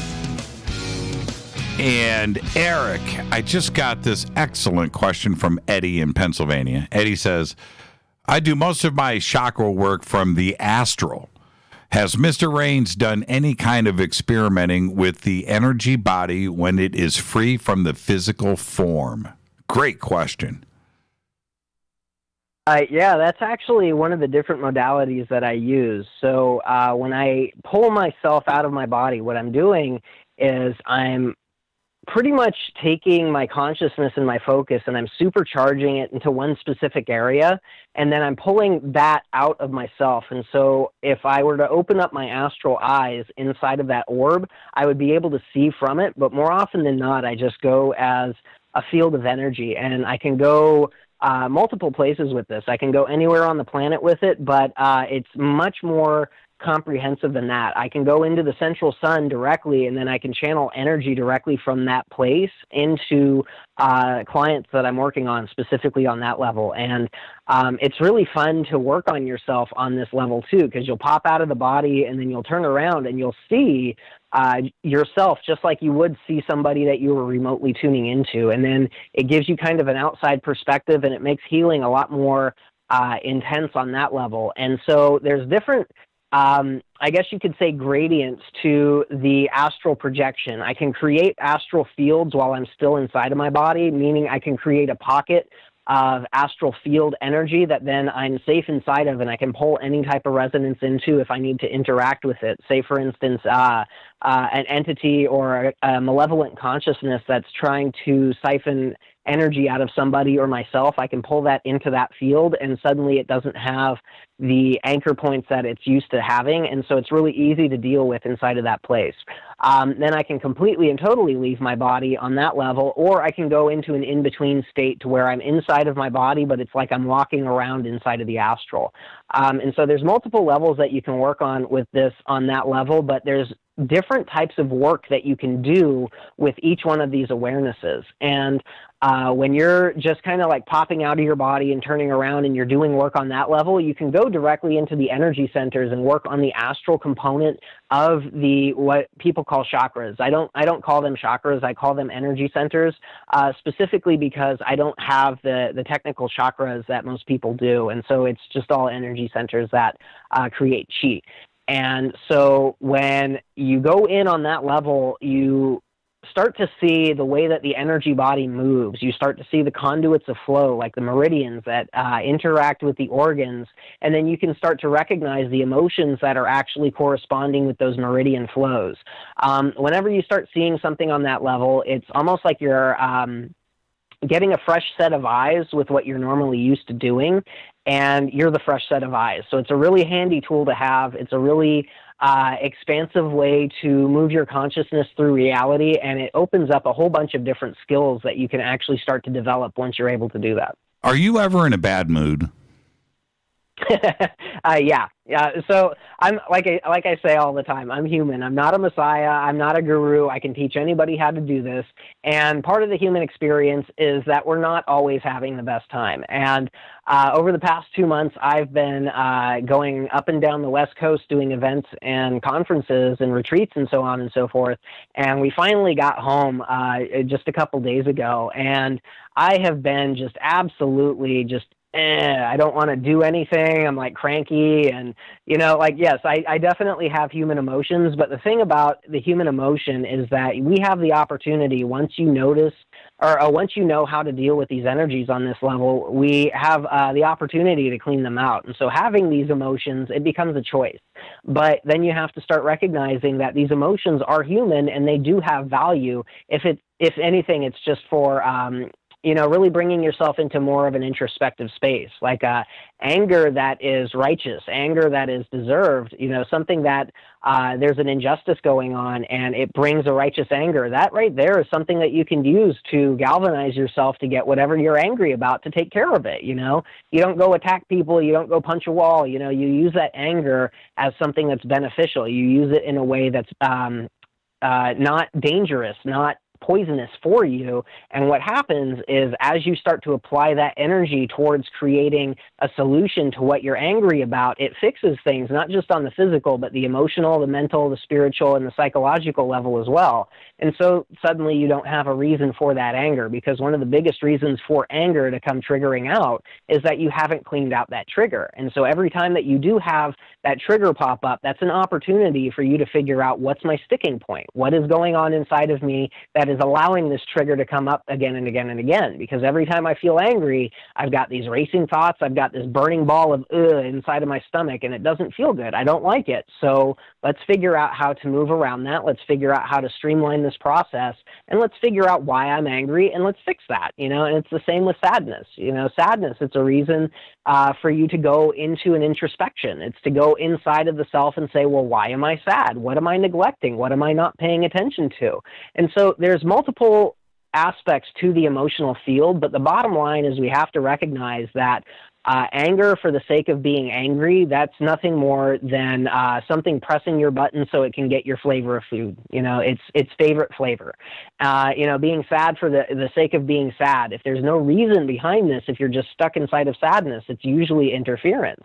And so we have to really give ourselves the space and the tenderness inside of ourselves to really just hold space for when we're not feeling so happy, when we're not feeling so chipper, and, you know, recognize that there's always an opportunity to go back into feeling joyful. But if I'm here in this place right now, let's figure out why I'm here. Let's fix it. Let's figure out why. The tweet of the year was just posted, and it's brilliant. This is from Murph, and he says he still hasn't been able to prove to himself that when he's out of body that it's real and not a dream. All experiments have failed. That is a brilliant comment. How do we know the difference? And I know that I've had some pretty spectacular dreams. I don't know if I've ever done an out-of-body or an astral situation, but I may have. And for those out there that are confused by what could be out of body or not, or just a fantastic, brilliant, technicolor, panchromatic dream, how would we know? So most people, when they do astral projection, they don't have any idea about the body language, the body-brain interaction. And so they're doing it from the mental level. But the problem is we're not just the mind, we're a body and the spirit as well. And if you're not integrating the spirit and the body energy, the foundations for astral projection, you're just pretty much projecting a framework of what you want it to be. And so it feels like a very detailed visualization, you know, a quasi-dream, something along those lines. And then as you go and you look inside of it and you say, okay, well, my friend's got a blue hat on with, you know, white shorts and a white shirt, you know, like, and you're looking at that, and then you immediately come back and you go and you ask your friend, are you wearing a blue hat with a white shirt and white shorts? And they tell you no. What you're doing is you're projecting what you want to be onto that movement out into the reality. And so it's all about going internally into the energy first. Once you can then have your consciousness in a concentrated point, you can move that outside of the body. And that's where you start interacting with things as they are instead of what you want them to be. And so that's where most people are stuck right now, is they're projecting inside of the astral what they think they want to see instead of observing and feeling what it truly is. You know, that's the trap of the mind. That's the trap of the spoken language. And that's why we have to go into the body brain and figure it out from the opposite end through the sensation. If somebody confirmed that it was indeed a real out-of-body experience, that might be overwhelming, right? I mean, seriously, that could push somebody to the edge. How would you suggest that somebody control that? I mean, if you get confirmation that you just went into, you know, your friend's house 500 miles away in another state, and you confirm that with a phone call, like you just said, right? That's pretty insane. That's where most people actually get the shock of their lives, and That's then they right. back away from it. That's right. That's right. know? That's right. So what you really want to start recognizing is that when you're doing these experiments, you're experimenting with your consciousness inside of reality, and so that you have to take the results as they come.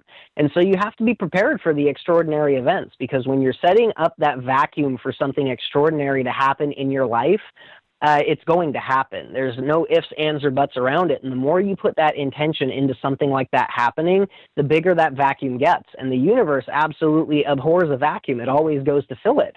And if you're creating a vacuum that's pulling something extraordinary into your life, it's only a matter of time. It's not if, it's when.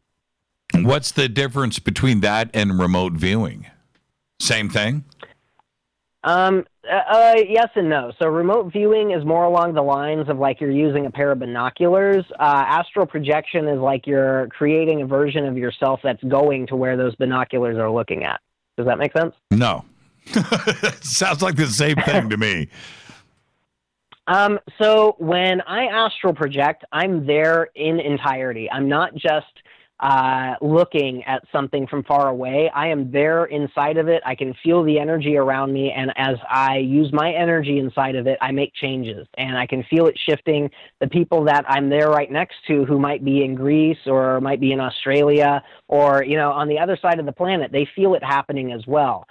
When I'm just viewing, what I'm doing is I'm still inside of my body, but I'm opening up a conduit of energy, and then I'm scanning them. That way I see where I need to work, and then I can astral project and bring the energy to then do the work. It's the difference between looking out your window at a tree and then going and standing by the tree. Does that make sense? Yes, that does. And how would you exercise your imagination?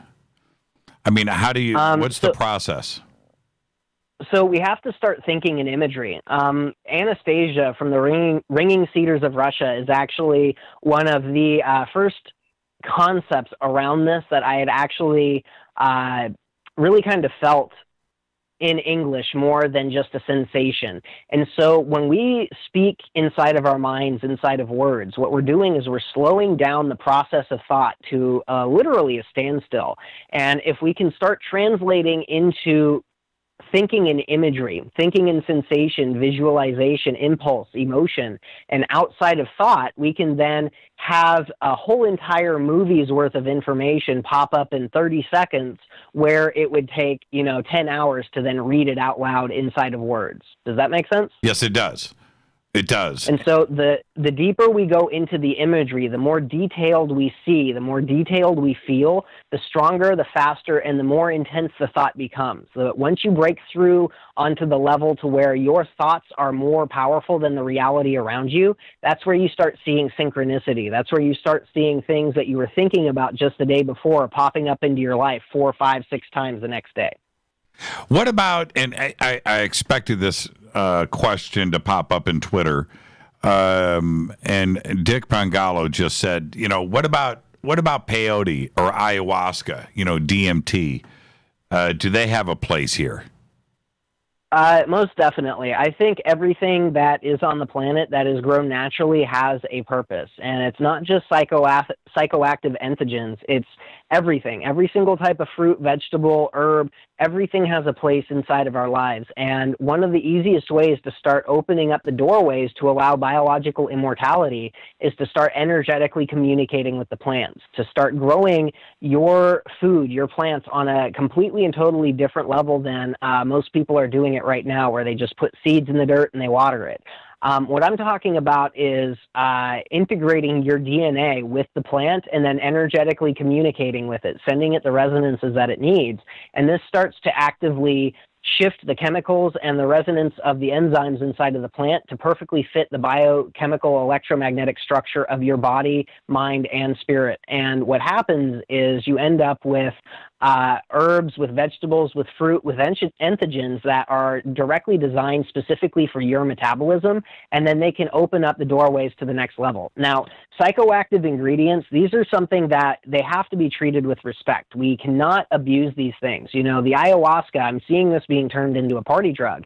And this is not a party drug. This is a medicine and a ceremony of the highest order. And if you don't treat it as such, it's going to not have the benefit for you, but it's going to open up doorways that you are not going to be psychologically prepared to handle because you haven't been doing the ceremony and the respect behind it that it needs. And this is one of the reasons why you hear things like just awful trips on ayahuasca or psilocybin mushrooms, is because people are trying to come from it from a lighthearted perspective, and they're not recognizing that these substances, they dissolve the barriers that are holding the trauma inside. And as that trauma starts to purge, it's not a pretty process. It's something that's called the Herxheimer effect, that when you detox from the poison inside of you, you have the effects of that poison as it's releasing. And you have to really just kind of, really stay on top of making sure you're hydrated and balanced chemically inside. That way you can keep moving it through until it's not there anymore.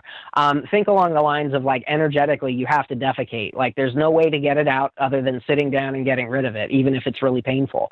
And these entheogens that people are doing, they're literally forcing them through a dark night of the soul. control incredibly quickly. And this is where people's psyches aren't strong enough, because they're starting to recognize that they are operating off of just the spoken thought inside of the mind, and they haven't given any direction or strength into the force of will inside of the body, the fortitude of the body brain, and the ability to be malleable and resilient. So instead of, breaking as something presses on you, you bend, you mold around it, and then you figure out where it's going and you reverse engineer it. And so, yes, there is 100% a place for these plant medicines inside of reality, but they are not a party drug. This is something that even, marijuana, it has to be approached with a medicinal or a ceremonial aspect. And I'm guilty of failing on that one too. I smoke marijuana every once in a while for recreational effects, for relaxation, and just for a pleasurable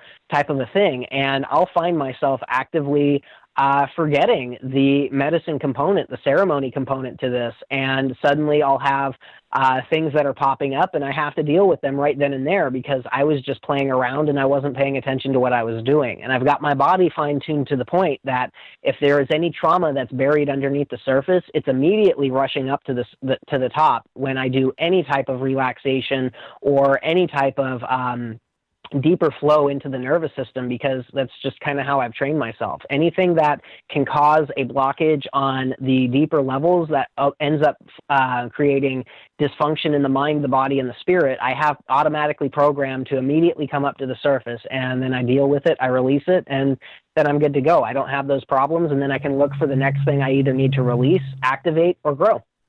Let's talk about different levels of consciousness. And the reason why I want to be very direct with this is I'll be hanging out, Eric, just like you.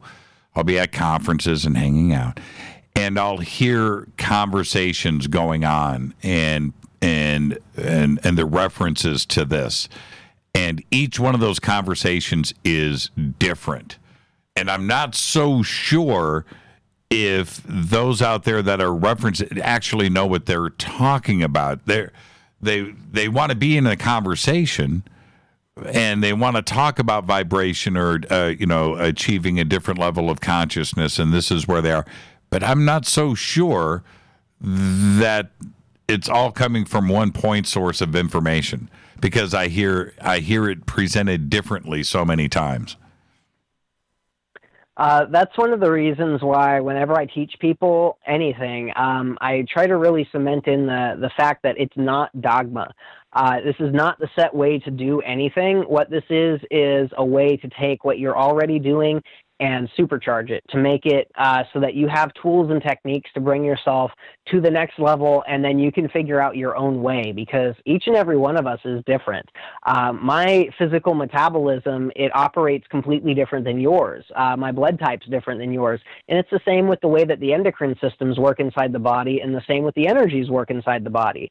And so what works for me might not be as effective for you. And so what I teach is the foundation, the basics. And that way, if you want to go deeper into it, we have specialized classes that go deeper into it, or you could take your own pathway, your own understanding of where you feel the energy feels correct, and then go with that, because every single person is different. And as we start going into our own guru-ness and we start unlocking our own inner understanding, we start feeling the truth and the falsehood of information around us. And when we feel information ring true, as opposed to feeling hollow and weightless and just really kind of like you can blow it away with a puff of air, that's when we can start really cementing in the fact that there are specific techniques that work for you that will be very effective for you that other people won't be able to do and have the same type of effect.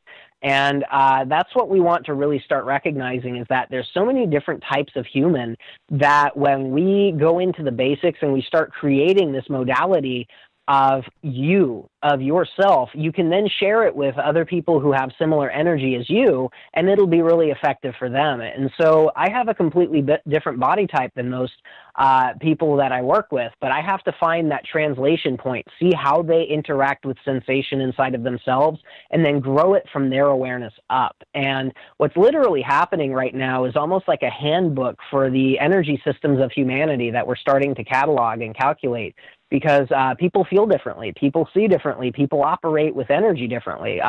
Me personally, I like orbs and soft lines, and I don't prefer angles or straight anything. And yet there's people out there who absolutely love the Merkaba, and they have very powerful energetic properties and work that they can do with the Merkaba. And it's all straight lines and angles, which I really can't even hold together because I just hate the way that it feels. And so what works for me, and I do the same exact thing with that energy as the person who's using the Merkaba, they're doing the same exact thing, but they're coming about it from a different way. But the bottom line is that we're a mind, a body, and a spirit. We need to know how to control the breath and the movement inside of the body. We need to know how to activate the joy and the love energy inside of the body. And then we need to know how to activate the frequencies, the light. And those are the basics right there, the mind, body, and spirit. And once you understand how to do that, you can create your own modality that works better for you than anything else anybody can ever teach you. When somebody sits down with you for the first time, and starts the foundation process, what happens? Are you asking questions? Are you trying to figure things out? Is there a checklist? What happens at that moment? So first things first, I do an initial scan of the client, and I find the energy outside of their field that's blocking flow from the earth and from source consciousness, and then from the collective consciousness around them. And once I clean that out, oftentimes that's where entities reside. That's where astral parasites or anything that's siphoning off physical energy or putting nasty thought and emotion cycle loops inside of you. That's oftentimes where those are. And as soon as I clean those out, people feel an upliftment. It's almost like they start getting lighter. It's almost like there's a tension or a clawing, like holding pattern inside of them that starts to release and let go. You can get deeper airflow into the body. The ribs are relaxing. And so from right there, that allows me to see everything that's stuck inside of the body. And so then I'll go through the meridians themselves, flush out the chi from head to toe and from the hands all the way into the chest and the abdomen, and flush out the 12 major organ meridians. Once I have those open, we'll spot check and we'll see if there's any pain, tightness, soreness, tension, or anything inside of the body. And if there is, then we'll go in and start cleaning that out. Once we get the client to the place to where the mind is completely silent, the emotions are stable and calm, and there's no pain in the body, then I actually walk them through a meditation, and I show them the awareness needed that they have to look inside of themselves to find that awareness, to start tuning into the body language commands, which are very specific feelings and sensations inside of the body.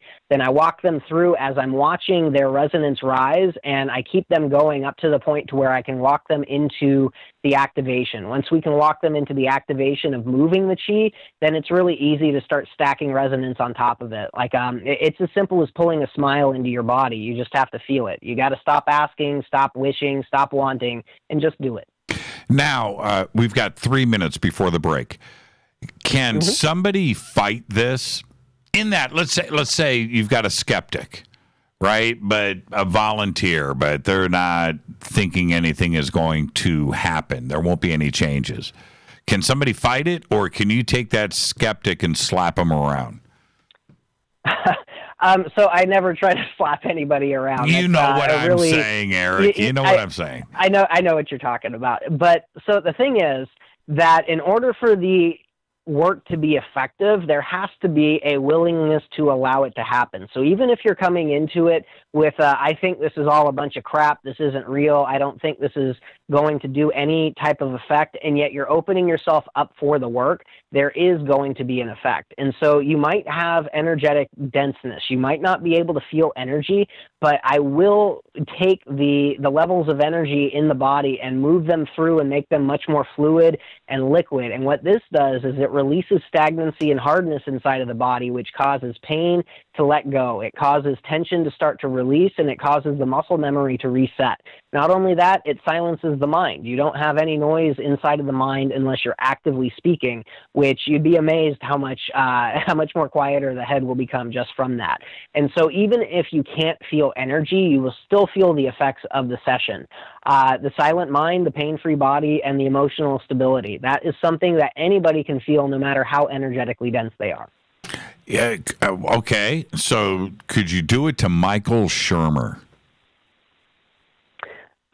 So I don't know who that is. I would have to either have a picture from him or I would need to have a direct voice contact. I'll send you a picture. He's the editor of Skeptics Magazine. It was a joke. It was a joke, Eric. Oh, gotcha. No, I can do this work on anybody. You know, I have to have permission, though. I'm going to send you Michael Shermer's picture. Yeah, definitely. Let's pick this up when we come back. I want to talk about your last retreat and what you saw in the sky. We'll do all of that when we come back. It's Fade to Black. Our guest tonight, Eric Rains. Stay with me. Hi, everybody. This is Rob Halford, the Metal God, on JimmyChurchRadio.com. This is KGRA Digital Broadcasting Station. Salt Lake City, Utah. Van Buren, Arkansas. Okay, nurse, let's get this man to the ER stat. Right away, doctor. We see this every day. Heart attack or angina pain due to blocked and clogged arteries. Chelation can remove obstructions or blockages from arteries and help avoid painful and expensive surgery. Now there's Angioprim. It's a liquid oral chelation product that you take with juice. You start to feel the results fast. Angioprim increases blood flow all over the body, and that means more energy and strength to take on the day with less aches and pains. 60 years of research has gone into chelation, and Angioprim is the result. A safe and easy way to unblock your veins and arteries from buildup that slow circulation. Paging Dr. Jones. Please report to the emergency room right away. Log on now for a special radio offer from Angioprim. That's angioprim.com/radio. ANGIOPRIM. Angioprim.com/radio or call 877-882-7221. That's 877-882-7221. So, you love talk radio? Then you'll love TalkStreamLive.com. TalkStream Live is always on, 24/7 with the best streaming talk shows. Find your favorite talkers and discover some new ones. It's free, readily available online or on any smartphone or tablet. Finding your favorite talk shows all in one place has gotten a whole lot easier. Just go to TalkStreamLive.com. Be sure to download the free apps from Google Play or the iTunes App Store.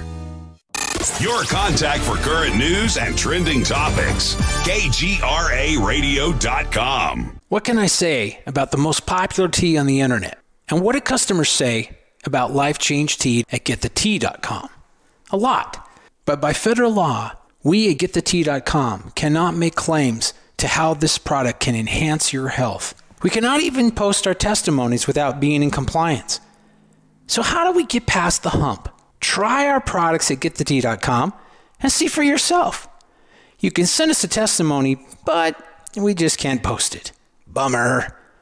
Our products are GMO-free and organic. We pride ourselves in being the best we can be, and we urge you to take charge of your health. We're 11 years strong, and many of our customers have shared their successes with friends and family. Protect your colon. Log on to GetTheTea.com. That's GetTheTea.com. GetTheTea.com. GetTheTea.com.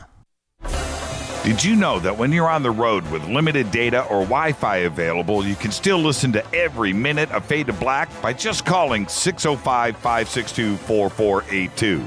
No smartphone, app, or internet needed. It saves your data plan and no extra cost if you have unlimited minutes. Just call 605-562-4482. You can listen to me, Jimmy Church, on any phone, anytime, anywhere. Go Beckley Tappy.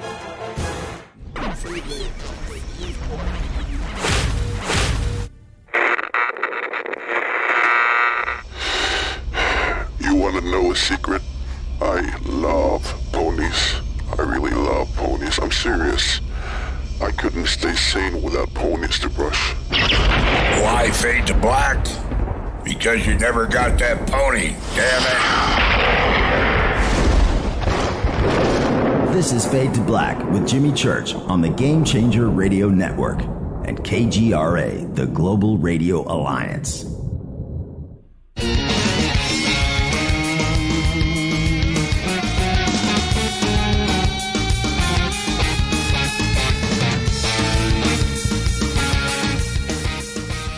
Welcome back. Fade to Black. I'm your host, Jimmy Church. Our guest tonight, Eric Rains. And one of the things that I want all of you listening to go and check out, head over to Eric's website, Unleashing Natural Humanity. And he's got an article there. It's called How Deep Does the Rabbit Hole Go? He wrote this many months ago, back in January. But it is an absolutely fantastic piece of work. And I got to say, Eric, when I read through this the first time, it resonated with me. The physics, the math, and the science, it gets a little heavy at times. But in the end, it all makes sense. And I don't want to spend any time discussing this. Maybe we can get to this before the end of the show tonight, but I want everybody to go and check out this article. And it's right there on, I'm not even sure what page this is on. Let me back out here. It's where does everybody find it? It's under is it under visual tutorials or video library? That one would be, it'd be video library and articles. Okay. And it's right there. And the Kundalini piece that you wrote, too, is really good, too, as well. But how deep does the rabbit hole go? And you know what's funny about this article, and this is why I wanted everybody to go and read it, some of the things that I talk about a lot on this show, which is, you know, the universe and galaxies and numbers and how expansive and huge it is.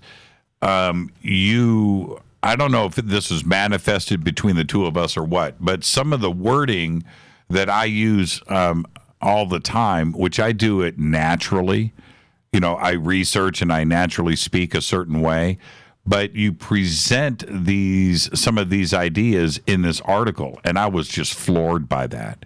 I totally related to it. It's a great piece that you wrote there. Everybody, it's called How Deep Does the Rabbit Hole Go? And you can find it under visual tutorials and articles at Unleashing Natural Humanity.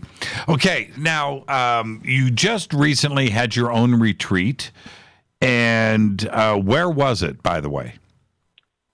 That was in McLeod, right next to Mount Shasta. Oh, the magic place. Yes, sir. Love McLeod. That's okay. All right. So you're at McLeod. You have a retreat there. And, before we get to some of the fun stuff that happened, what were you doing? What was the retreat all about?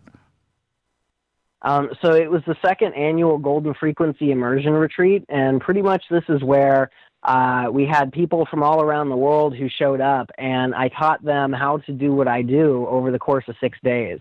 And so each day was a different level of awareness that we needed to work on, and it all culminated to where these people, Squad 2, actually they were doing healing work on each other that was hands down world class. Each one of these people was able to step up and really get to the point to where not only were they able to do this energy work on the other people, but the other people were able to feel it and give them real-time feedback in that moment. And we saw some of the most amazing spontaneous healing that was popping out there.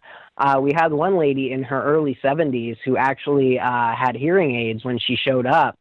And by the time that she left, she didn't need them anymore. Her hearing was easily 2 to 3 times better than it was when she showed up. And she was the one who did that. I showed her the techniques. I showed her how to do all this stuff. And she went up onto the mountain and concentrated on breathing into her orgonite pendant with the intention of her ears healing. And she ended up just absolutely coughing up a storm. She cleared everything out. And by the time she was done coughing, her hearing was back to the way it was 30 years prior. And so, you know, we had all these different types of things that were popping up in the retreat. And But I got to say, some of my most favorite ones, like when we showed everybody how to do this work, but then when we started getting together and actually using it, that was when we started seeing some really, really amazing stuff. And one of my favorites was one of the last fire ceremonies that we had. So we'd do all the stuff during the day, we'd eat lunch, and then we'd come back and do some more work, and then we'd take a break, eat dinner, and then come back in the evening around a fire. And what part of McLeod, Eric, what part of McLeod were you doing this? So we were in the Mercantile, and then the fire ceremonies were actually out at the mill. Out at the mill. Okay, so you were going up the hill to the mill. Yes, sir. Okay, got it. And one of the last nights that we had the fire ceremonies, we were doing a circle where we went all the way around the circle. You know, who are you? What are you here for? What are you looking for this in activation in humanity? What are you passionate about? You know, and these types of things. And as we went right around the circle, by the time we got done, literally 2 seconds after she finished, the very last person to speak, we had a massive meteorite that was this brilliant luminescent green color that shot from one horizon to the other horizon that had this epic feathering tail of this rainbow filament light. And it was absolutely just crazy I didn't see that one, but everybody who was in front of me saw that. It was slightly behind me. But then the other one that we actually created was the last fire ceremony. We had a guy who was from, I believe he was from Ireland, and he was leaving. It was either Ireland or Canada. I get those two guys mixed up. And he was leaving that night, and he wasn't going to be able to say goodbye to us the next day. And I had this plan to where we were going to be doing this group hug / Om. And I was like, well, if you're leaving, we have to do this right now. You can't leave without getting the group hug Om, you know? Mm-hmm. And so we all huddled up in this group hug, and we all breathed into our bodies, pulling the chi, the light, and the joy energy in. And on the exhale, we did this collective Om, and immediately it started this spiral energy that you could feel it echoing up. And I looked up, and as soon as it connected up into the sky, there were these brilliant sparks that connected with these lightning-like filaments, but they weren't jagged and straight like lightning. They were soft and flowing, almost like a liquid. And it went from horizon to horizon. It was completely and totally from one end of the sky to the other. And it literally happened because of the energy work that we were doing right there. You know, and we saw all kinds of different stuff in the skies. Lights that were operating on their own volition. They were turning directions. They were slowing down. They were flashing at us. You know, all of the normal stuff that you normally see. But those two right there, they were absolutely extraordinary.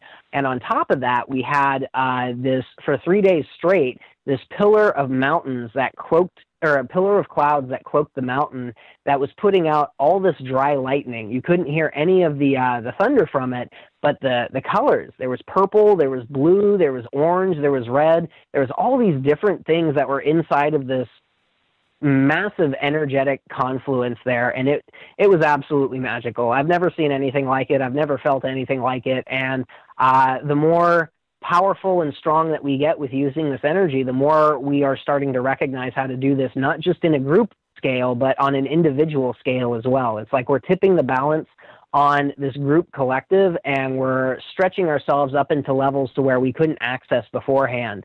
And then individuals are able to hold on to that energy and just kind of, you know, scrabble themselves up into it until they can make it a normal sensation, and then we can start using that energy too. Once we come back in the group setting, it gets even stronger and we hit another level. So, you know, that's kind of what's going on with that. Yeah, the mill is a pretty neat place, pretty magical, and that's where we were last year for the eclipse with you, Eric. You were there. And yes, sir. Yeah, it's a very special place. And when it's called the mill because it's this ginormous, I can't even explain the size of this wooden warehouse mill building. It's blocks long. I don't even know how tall it is. And it's all wood. It's beautiful. And it's on top of this hill. And it faces Mount Shasta. It's a very magical place. Mm-hmm. Oh, yeah, it's absolutely gorgeous over there. And the energy is just, you know, these events that are happening, they change the energy of the land in that area. And the more people who were doing these sacred ceremonies on the mountain, because, I mean, let's face it, we're not the only ones that use the mountain as a sacred place. You know, there's all kinds of people doing this, but the bigger these groups are and the more pure their intent is, the more powerful energy that is activating inside of the land. And so it creates almost like a battery to where you can then go to that place, and it might have gone down a little bit in resonance from what it was when you were there a year before and feeling it, but not very much. And you can go there and almost immediately connect into the energy and activate yourself up onto that level, and then do that work right there. Go up even higher, and then as you leave, you're upgraded. You've literally leveled up, and then you can do more things. Last year, you remind me of what happened. We were up on the hill at night, and we got, I don't know, it was probably 50 of us in a circle, and we had a moment of silence for William Tompkins because he had just passed. And we did, you know, it was probably about 30 seconds, you know, a moment of silence. And at that moment, this massive shooting star just flew right over our heads. And now it didn't happen all night. It only happened at that moment as we had our little thing for Bill Tompkins. It was really special. And I remember I'm such a loudmouth at moments like that, but I just yelled out, "Did that really happen?" I mean, because it did. It happened at that moment. It was just so special. That mountain, Shasta, and the hill where the mill is in McLeod, very magical place, man. It's just very magical. Good place for the retreat. I wanted to go back to this. In your article, the title of it, I want you to expand on this thought, which is this: how the quantum eraser rewrites time. And that really caught me because the science of all of this, which is what we're discussing tonight, with Silicon Valley, quantum mechanics, quantum theory, qubits, quantum computers, are all dealing with some very sci-fi ideas, science fiction, but it is now part of our reality and how we are dealing with things today. And I agree that there is an awakening happening, and it's happening right now. And the science part of it and the quantum part of it is a big part of all of that. Yeah, definitely. Now, the quantum eraser, did you want me to expand on that right there? Yes, I do. So I'm not exactly entirely sure how it is related in this regards, but I'm going to kind of guess what I think you're talking about right here. So when we are interacting in the quantum level, we actually can have the state of an atom in the future dictating its state in the past. Yes. And so this is one of the things where we start getting into, some really, really crazy questions like, are we our higher self? You know, is our higher self just us from the future helping this state right here in this past moment right now? Because when we look at how time is actually an anomaly and it doesn't exist, we're supposed to be experiencing now all the time. And instead, we're experiencing from point A to point B. And the quantum eraser, what that does is it takes point A and point B and it quantum entangles it until you have point AB. And so what this means is if you go and you quantum entangle something in the future, it actually rewrites the state of the atom in the past, either activating it or completely and totally nullifying it as if it didn't exist. Is that what you were getting at? Yes, I am. And this isn't supposed to be, in that it's science fiction. Most people would hear this and go right there. Okay, this is just fantastical thoughts.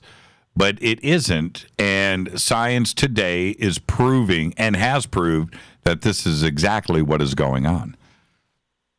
Well, and the thing is that if you have a consciousness, a physical consciousness that's advanced enough to start tapping into mechanics that can interact on this level, this is where you start seeing timelines being deleted. And, you know, we hear about things like the Mandela effect, and where these things are changing, everybody remembers them a specific way, and yet they're not that specific way.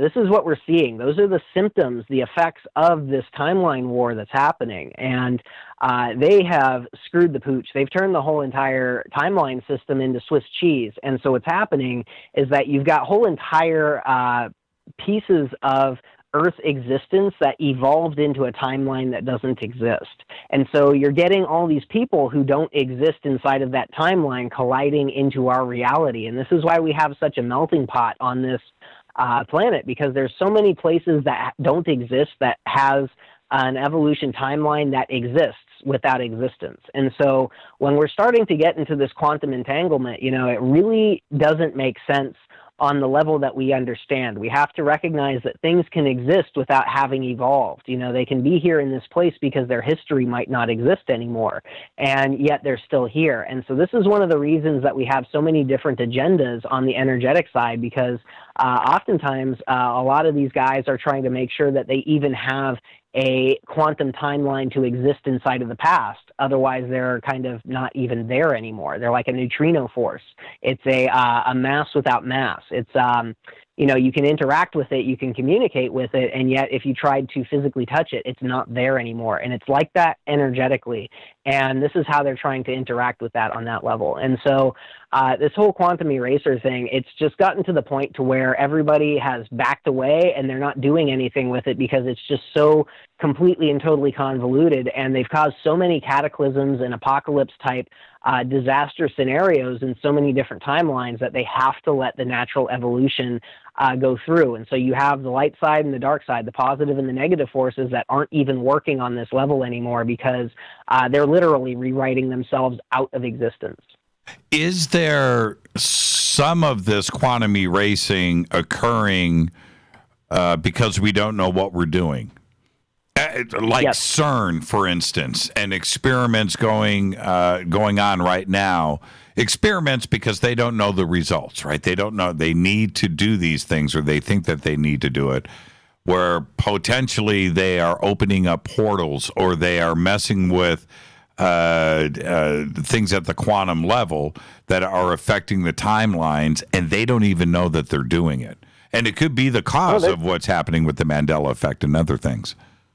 Well, there's no probably or possibly about it. This is totally happening, but it's not in the way that most people understand. CERN has a major play in the etheric realm. It has a major anchoring or hardening of the etheric levels, and this is what the parasitic construct needs in order to propagate. They need darkness, they need stagnancy, they need a rotten, hard core in order for them to root themselves into. They're like a plant that then goes and infests the dirt with the roots. Right. And our natural state is completely open, completely fluid, and non-polarized, so that we have a dynamic fluid action. And if you've ever tried to grab a handful of water and, you know, squeeze it in your fist, you'll know their problem. They have to have something hard for them to grab a hold of. And so what they've been doing is they've actually been infiltrating inside of the scientific community and just playing with these ideas, you know, tapping into the ego, tapping into, oh, but what about the good that we can start to, you know, show in the world? What about the good we can start opening up and all the things we can figure out? And so they're coming from a very altruistic perspective. You know, this is all about information gathering so that we can benefit humanity. And what it's doing is it's opening up portals that are allowing not only this anchoring and the stagnancy of these very, very negative timelines, but it's actually creating almost a doorway for an alternate reality to pour more of these negative consciousnesses in. It's like we bored a hole into a bag, a latex bag that's under extreme pressure. And that hole that we bored into, now that's the release valve. That's the pressure release that's shooting into our reality. And that's kind of what's happening with CERN right there. And so, yes, they are affecting things on the timeline level. They are affecting things on the quantum level. But honestly, it's nowhere near as crazy as people seem to think it is. The stuff that we need to look into is the scalar technology, the Gwen towers, the extremely low vibrational frequencies that are being pumped into our ionosphere and echoing back into the planet and creating almost like a false Schumann resonance in between the atmosphere and the planet. And that right there is one of the biggest reasons why we aren't able to access this galactic information, because it's being slowed down by this blockage of energy on the outside. CERN is more along the lines of the physical patsy or the fall guy, the scapegoat for the etheric realm. And yes, CERN does have a negative effect on what's happening, but the most negative aspect is actually opening up this doorway for this alternate reality to pour in these nasty consciousnesses on the energetic level. And we have these colliders on, well, except for Antarctica, we've got them nearly on every continent, and they're running all the time. Every last one. Yeah, that's all right. the time. Yeah, and do you think that some of it is intentional? Intentionally by a consciousness that they are not willingly or knowingly taking part of. When we're dealing with a multidimensional parasite, they can influence multiple consciousnesses and multiple emotional states and multiple thought loop cycles in a vast amount of people. And the stronger they get, the more they can split their focus with the same amount of energy. And so you might have one consciousness that is tapped into hundreds, if not thousands of people, directing them all towards one goal. But it's just like with the Manhattan Project, you know, how every single thing was specialized and compartmentalized and the left hand didn't know what the right hand was doing. That's kind of what we're seeing. And so if we take each individual motivation from each one of the people connected into it and then plug it all in together, we'll see the bigger picture of where the motivation is heading towards. So it's not like it's intentional, because there's no people who are actively doing this and working in conjunction with these guys, except for people who are, you know, like black magicians who are actively calling in demonic forces and extremely malevolent consciousnesses, and then using those consciousnesses to make themselves more powerful. So that, you know, it's a very small group of people who are doing that on that level consciously. The mass of humanity, though, is unconsciously following the agenda. And we're talking easily like 98, 99% of the population who are unconsciously following this agenda, not just the people in the places where they have abilities to create things along the lines of CERN, but everything, literally everything. With these experiments that are going on, like at Lawrence Livermore or CERN and the different colliders that are operating around the world, we've got them in Russia, China, the UK. I think Spain has got one. We've got one outside of Chicago, here in California. If they all stopped operating and the portals shut down, what do we do with anything that has already come through, right? That's the problem, too. So that's where I'm already engaged in working. There's trillions of these things on our side. There's, you know, enough for hundreds of them to infect every man, woman, and child on the planet. And so they are, you know, and what I'm actively doing is every single time that I come into contact with these consciousnesses, I'm trapping them inside of resonances that undoes them. So the light, the laughter, the movement, you know, it's the exact opposite resonance of what they are. And then I use that energy to then suck them up into source energy. And so they either have the choice to convert into a positive-based consciousness, a light being, or they get restructured back into zero. And so the ability to tap into the central sun or source energy or the Earth's magnetic field is paramount when you're dealing with these energies, because we don't want to just, you know, brush your hands off and flick it somewhere, because then it's just going to go and do the same exact thing to somebody else who doesn't have now the wherewithal or the awareness to guard against it.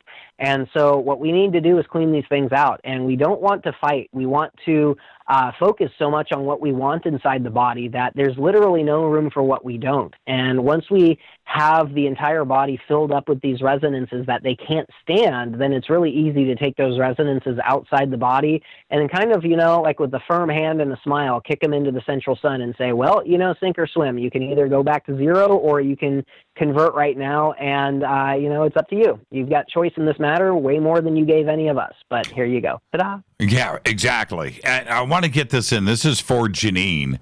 She says, Eric, I had a bilateral stroke in April. My medical team has not been able to come up with a definitive reason why I had the stroke. Can you determine where the blood clot came from and what caused the event? Most likely. When we start going into the nervous system, I operate on different levels of the body at one time. So I'll operate in the skeletal structure, and then separately I'll operate inside of the organs, and then separately inside the lymphatics, the muscles, blah, blah, blah, so on and so forth. When we get into the nervous system, oftentimes we find that the blood flow inside of the brain has a very distinctive lack of flow out of the head. And so when we're looking at the drainage pathways inside of the body, specifically the ones behind the collarbones, that's the subclavicular lymphatic drainage point. Oftentimes those get really blocked up. And so like the forward shoulder slumping posture to where, you're kind of looking at the ground, the shoulders are kind of trying to meet each other on the front of the body. That right there is a default posture for most people who are engaged in sitting down all the time, looking at their phone all the time, driving all the time, on the computer all the time. And what that does is it tightens the flow going from the brain and the head and the face down back into the other lymphatic system so that it can filter itself out. And what happens when these get blocked up right there, the flow is not stopping going into it, but the flow coming out of it is blocked up, and it's almost like a water balloon that you're putting too much water inside of. Eventually it's going to pop, and that is what usually happens when we see stuff like that. More often than not, what we need to do is clean out the lymphatics more than anything to get that to start releasing, and then get the musculature on the front and the sides of the neck and in the chest to start letting go. That way you're not holding that posture, and then you have flow going through. Once you have flow going through, more often than not, it causes a detox response because you have years worth of nasty stuff that's stuck in there. Once that detox response is gone within a day or two, oftentimes you'll feel so much more flow through the head. That pressure that's stuck inside of there that's constantly pressing outwards, you won't feel that anymore, and you'll have more flow to and from the head, giving you better oxygenation of the brain cells, and that makes it so that you can think more clearly. The glands inside of the brain are getting more flow, and then they operate a lot more clearly, and that opens up that body-brain connection, and it allows everything else that might be stuck to start actively cleaning itself out. So yes, there's multiple ways that strokes can happen, but more often than not, this is the one that I see. It's almost like you're just putting too much air inside of a balloon and then it pops because there's no flow back down instead of just going back up. What state are you in? State of the Union, by the way. I'm in Oregon, and I'm extremely blissful. Well, what part of Oregon?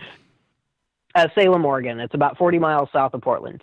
Okay. Man, we were just up there, too. Have you been to ECETI? I have not yet. I've been invited a few times, and I've got kids in school, and so we have to kind of work around their schedules. So I try to fit most of my stuff in the summer, and this summer was just absolutely slammed, and I didn't have the opportunity to go out. But I'm totally going to keep that open for next year. Man, you don't have an excuse, actually, if you're right there. You're right down the street. Yeah, it's a really quick drive, actually. It is. It's a quick drive from Portland. It's an easy, fun drive, too. And ECETI's totally kid-friendly, man. I said take them all. Yeah, definitely. No, it's pretty amazing. And let's see. I'm trying to get some of these questions in before I have to let you go. Marion wants to know ley lines. Does your energy healing work better with the ley lines? So that's a different level than I work on inside of the body. So when we're working with the ley lines, what that means is that the consciousness has expanded outside of the body enough to begin to feel the earth energy. Once you can feel the earth energy, you can start detecting blockages inside of the earth the same exact way you would find blockages inside of your body with the meridian flows. Now, the ley lines are nexuses of energy clusters that as they meet and they vortex together, it creates different fields of resonance that expand outwards. And so they're almost like energy centers or chakra points inside of the the body, but they're inside of the planet. And then that flow of energy is the ley line or the quote-unquote meridian. And so when we're doing grid work, it's a very as above, so below type of a thing. And the more proficient you are with cleaning out the blockage inside of yourself, the easier it is to take the energy outside of the body and then clean out the blockage inside of the earth outside of the body. And when you start doing this, you're actually opening up connections to allow yourself to get more and more flow from the earth consciousness. As you open up that connection, you're allowing your DNA to really resonate with the earth's field, and that starts to activate the DNA inside the body on that level, and that opens up an even deeper level of galactic consciousness, meaning that you might not know the answer to a question, but as soon as somebody asks it, you can start feeling this energy flow through you, and you speak, and the answer is there. And oftentimes you'll actually be teaching yourself as you're answering the question. Where can everybody get a hold of you? So if you go to unleashingnaturalhumanity.com, there's a contact form all the way at the very bottom of the homepage, and you can send your name, your email, and your question right there. Or you can find me on Facebook. My name is Eric Raines, EricRaines, and that's a really easy way to get a hold of me right there. But everything is Unleashing Natural Humanity. I've got Unleashing Natural Humanity on YouTube, on Instagram, on Patreon, on Facebook, on LinkedIn, on Google+, pretty much everything where you type in Unleashing Natural Humanity, it will come up with something of mine. Now, not to freak everybody out, but how booked are you? So we just opened up another week, so we're I think I'm booked out about a month and a half, a month and a week right now, and I've got a 60-day buffer that we open up. And so I believe there's 3 weeks that are able to get filled up right now, but I'm actually trying to funnel everybody into my classes. So I have 2 classes right now for foundational level training that are up on the events page on my website. And in order to get into the intermediate classes, you have to go through the foundation level classes. And those right there, I teach you the body level of awareness, the spirit level of awareness, the mind level of awareness. Then I show you how to work on yourself to activate specific energy centers, and then to use that resonance to then move outside of the body and then work on the other people in the group over distance. That way you have not only the ability to use this energy work on yourself, you feel it happening from the other people as they direct it to you. You can give feedback in real time, but more importantly, you start getting that from other people as well. So I'll show you guys how to connect in over distance, and then you can move the energy to the other people, detect what's going on, blocked inside of them, clean it out, and then they give you feedback right then and there. And that right there, it's such an amazing feather in your cap to have. It's such a boost of confidence that you can literally step up into a very, very powerful healing generation unit in just 3 or 4 hours with one of these classes right there. And so I'm trying to funnel people into those. That way we can get more people in, because I am really booked out.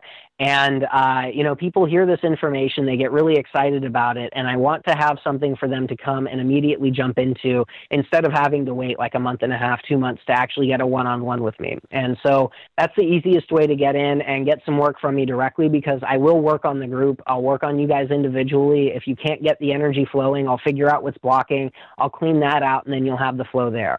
And so it's all about the cohesive unit and getting everybody to really start doing this work for themselves, because I'm in the business of teaching you guys how to fish and not fishing for you. And while I can fish very well for you, and I will if you book the session, I much rather prefer to show you guys how to do this. That way you can show other people how to do it. Everything that I teach is all open source. I don't lay claim to this. What I want you guys to do is learn it, then teach other people, and then do it on them too.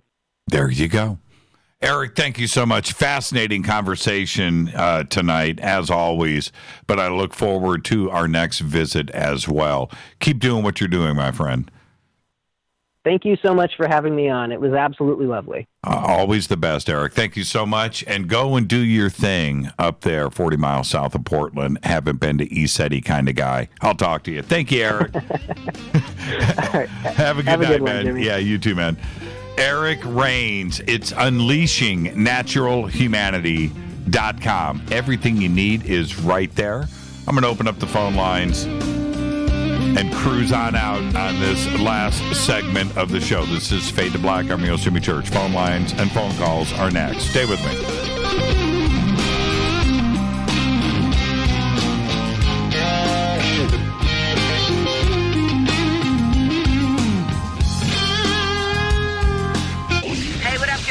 Vivica Fox here, and you are listening to my boy, Jimmy Church, on JimmyChurchRadio.com.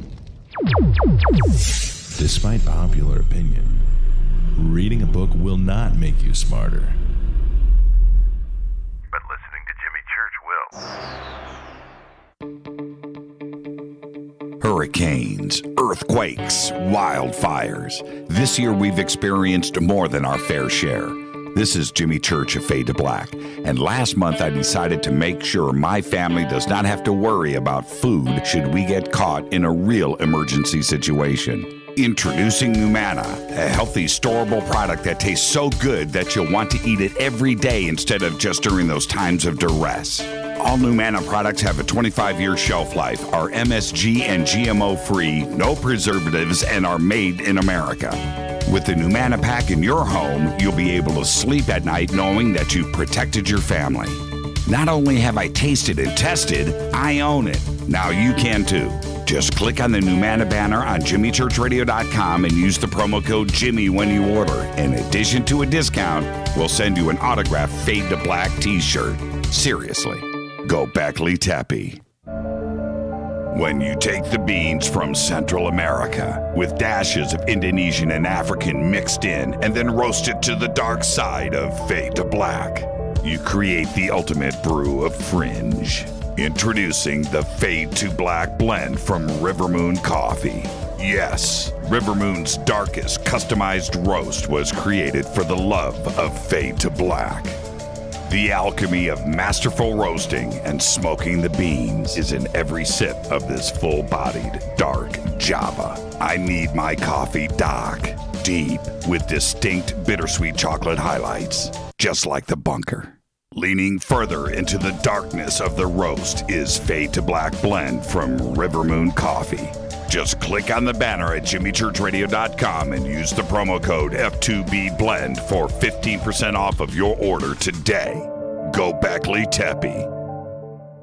Hey, can we talk about something serious for a minute? Your age. Getting old has its perks. But remember, being a few years younger, you know, your hair was thicker, you didn't have so many wrinkles, that extra weight wasn't haunting you, and you just felt better. Well, we can't turn back the clocks and go back 10 or 15 years, but you can start feeling and looking 10 or 15 years younger with Nature's Youth RSF. It's a doctor-formulated daily supplement that helps your body maintain its peak performance and fight the aging process. Imagine sleeping better, looking better, and feeling better. See how Nature's Youth RSF has helped thousands of people just like you at nature'syouth.com. nature'syouth.com. The holidays are coming. Imagine how it will feel when your family and friends are asking you what you did to look so good. Your secret will be Nature's Youth RSF. It's time to start looking better and feeling better. Learn more and order your Nature's Youth RSF at nature'syouth.com. That's nature'syouth.com.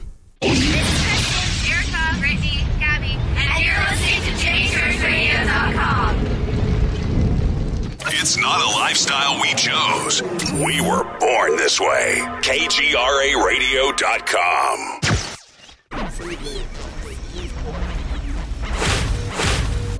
This is KJCR at JimmyChurchRadio.com.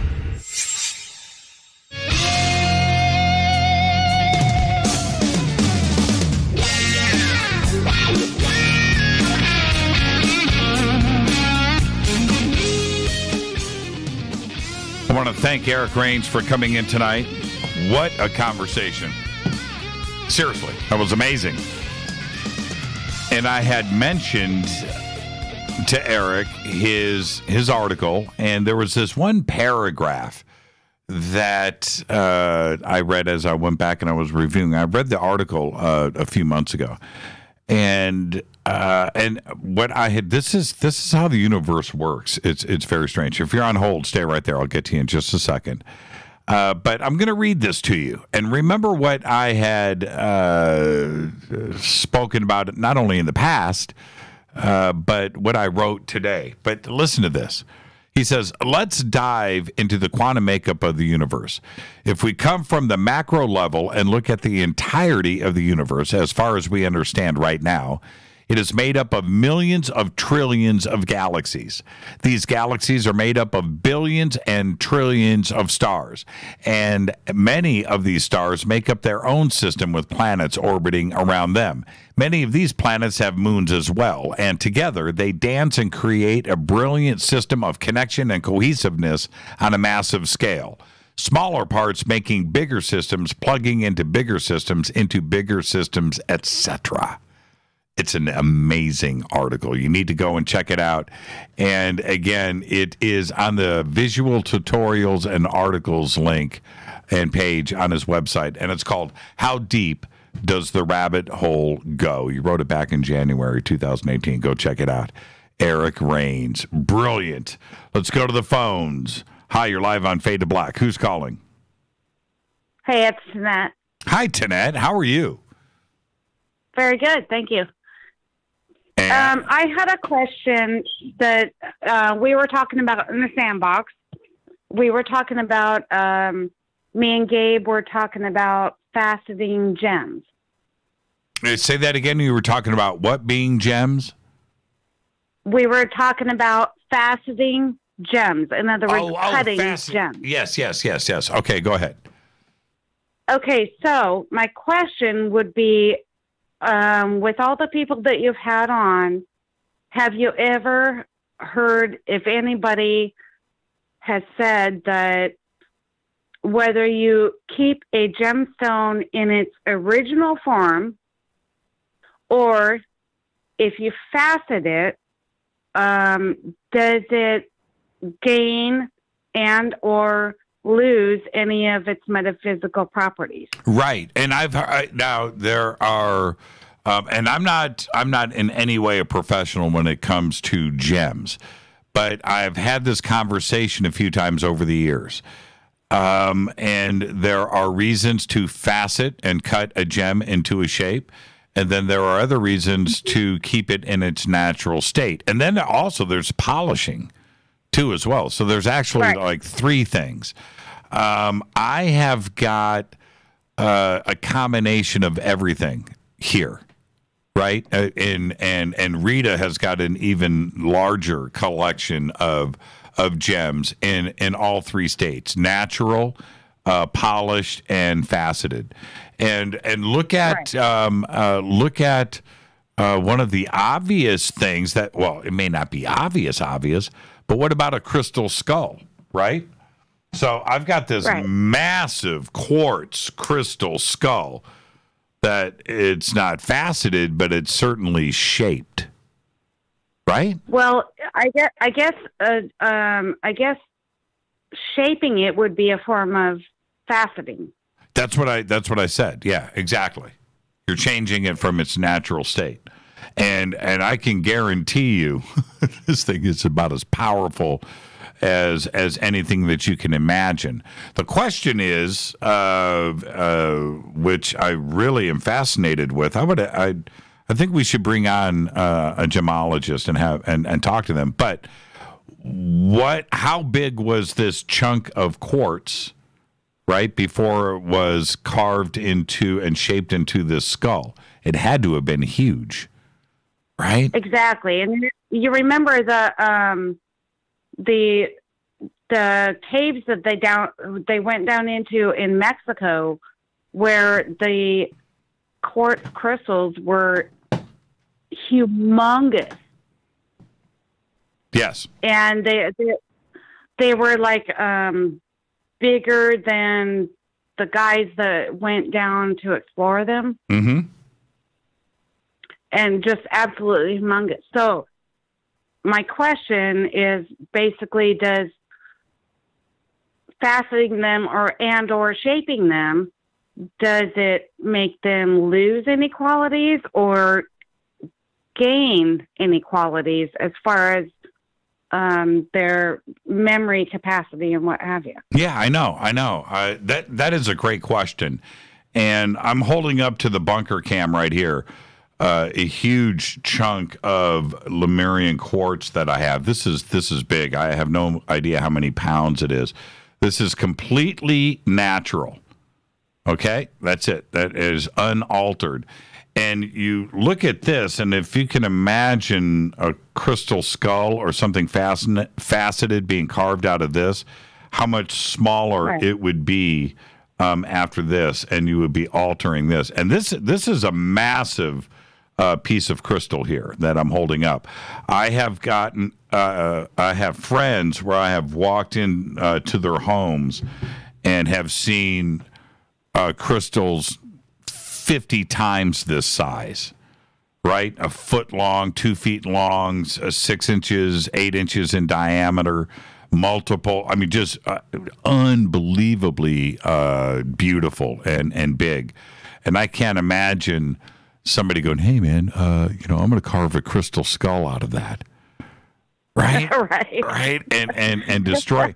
And then up at you weren't at ECETI, but up at ECETI, Lisa brought up 2 of her crystal skulls, and one of them, Rita will have to tell me the name of the big one. And okay, imagine this, Tanette: crystal skull,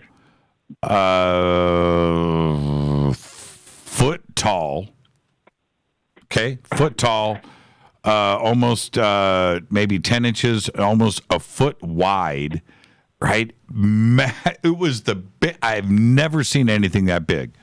Never. Wow. Huge, right? So, and beautiful. And the top of the skull was still natural crystal, but the face was carved into the front of it. But I'm looking at it, and I'm thinking, wow, how big was this originally? I mean, how big? How big of a piece of quartz was this? And it was crystal clear. No defect. It was just unbelievably beautiful.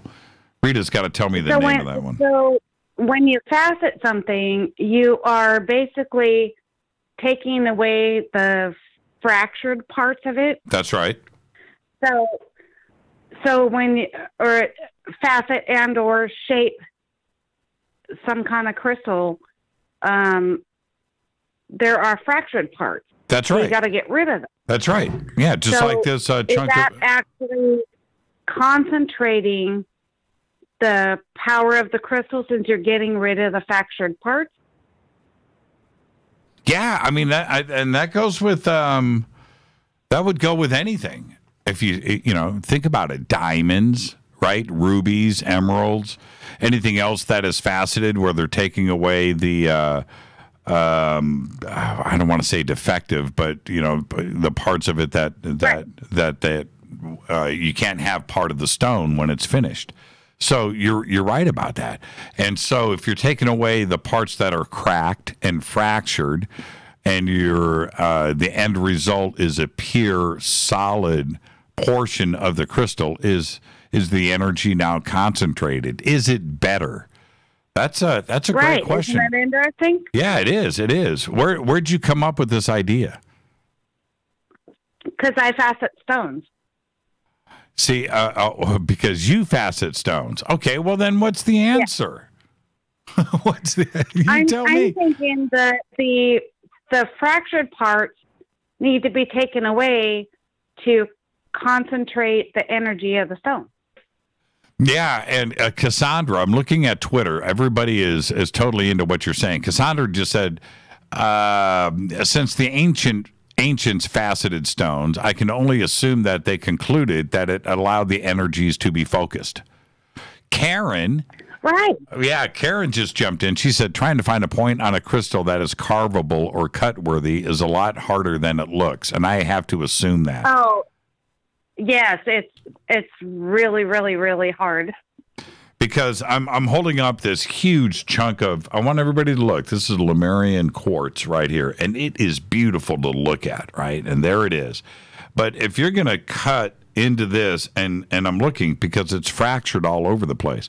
There's a section here in the front where you could carve something out of it, but this would be, if you did do that, this would be 1/4 the size. Right. Yeah. I don't know if I could have somebody destroy this. It's too beautiful the way it is. Have you heard of a sunstone? A what stone? A sunstone. No, I have not. What is that? a sunstone is basically a I'm trying to remember the I'm looking name of it, but it literally only comes from Oregon, down south in Oregon, and they actually have a place where people can go and just the public can go pick them up off the ground.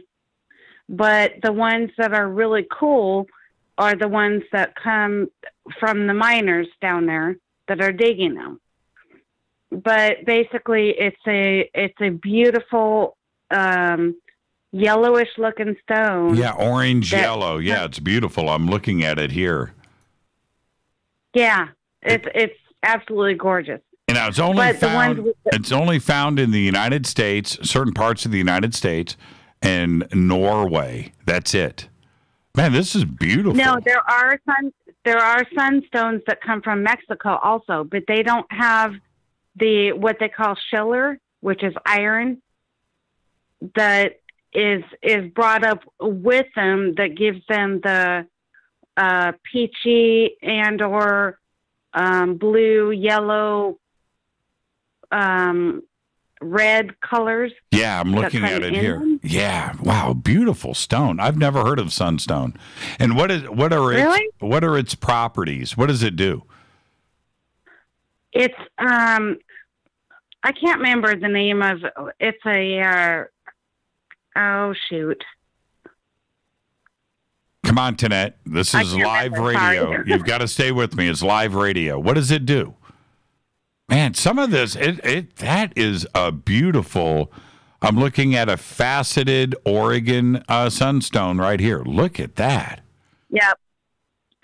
Okay, so sunstones are also found in Mexico, and they are the ones in Mexico are just like a slightly yellowish color, but they're bigger, which is cool. And I've done several facets on the Mexican sunstones, and they turned out brilliant.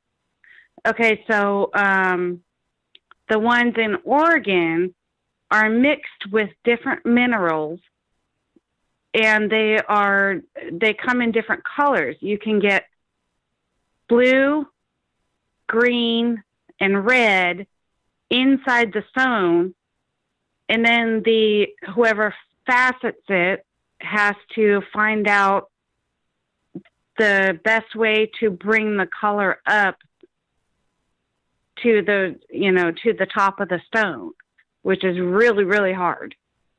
Yeah, I'm looking at it right here. There's whole websites dedicated to Oregon sunstones.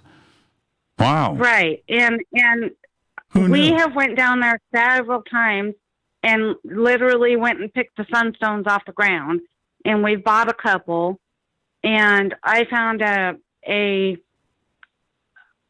think it was a 24 karat sunstone that I didn't want to facet myself because I didn't trust myself, which was probably a bad thing. And then I gave it to somebody else, and then they didn't do it quite right. So I'm still going to have to work on that and fix it and facet it correctly. This is fascinating. The Oregon sunstone, the mines are located in a small area, 7 square miles in the high desert in Lake County in southern Oregon near the town of Plush. The sunstones formed in a lava flow at an altitude of around 4,600 feet. And there are indication that Indian tribes passing through the area had collected sunstones. The first documented report dates only to 1908, by the way, when Maynard Bixby, a mineralogist from Salt Lake City, discovered a new deposit in southern Oregon. The Spectrum mine was the first commercially operated sunstone mine in the state. In 1987, in 1987, sunstone was named the state mineral for the state of Oregon. There you go. I learned something every day on Fade to Black, Tanette. Spectrum mine is still there. Yeah, I'm looking at a picture of it right here. It's totally cool. Right. How close is this to ECETI? It's about 3 hours, maybe. Oh, okay. I got you. Wow, that's fascinating. Oh, no, wait. No. It's longer than that. I'm sorry. I'm thinking of somewhere else. It's about 7-8 hours. No, it can't be. You'd be in Colorado 8 hours later. Well, traveling the highways, you would have to go from ECETI. You would have to go east and then go down. I forget the highway name, but then you go down 94, and you would have to cut over to Yeah, you might be right. You might be right. I don't think it's 8 hours, but it's 20 miles, so it's about 80 miles from Eugene, 80 miles east, a little south. But but you don't want to go that way. You want to go east first and then down. Yeah, but I'm looking at it here. It's right there on the California-Oregon border. Yeah, man, I didn't know. Who knew? Well, listen, Tanette, I got to jump out of here. I got to roll credits. Great show tonight. All right, man. Amazing show. Eric is so cool, isn't he? Yeah, absolutely. Okay, Tanette, you're a woman of many words. Thank you. You have a great night. Thank you so much, Tanette. Good night, Jimmy. Good night. Sunstone.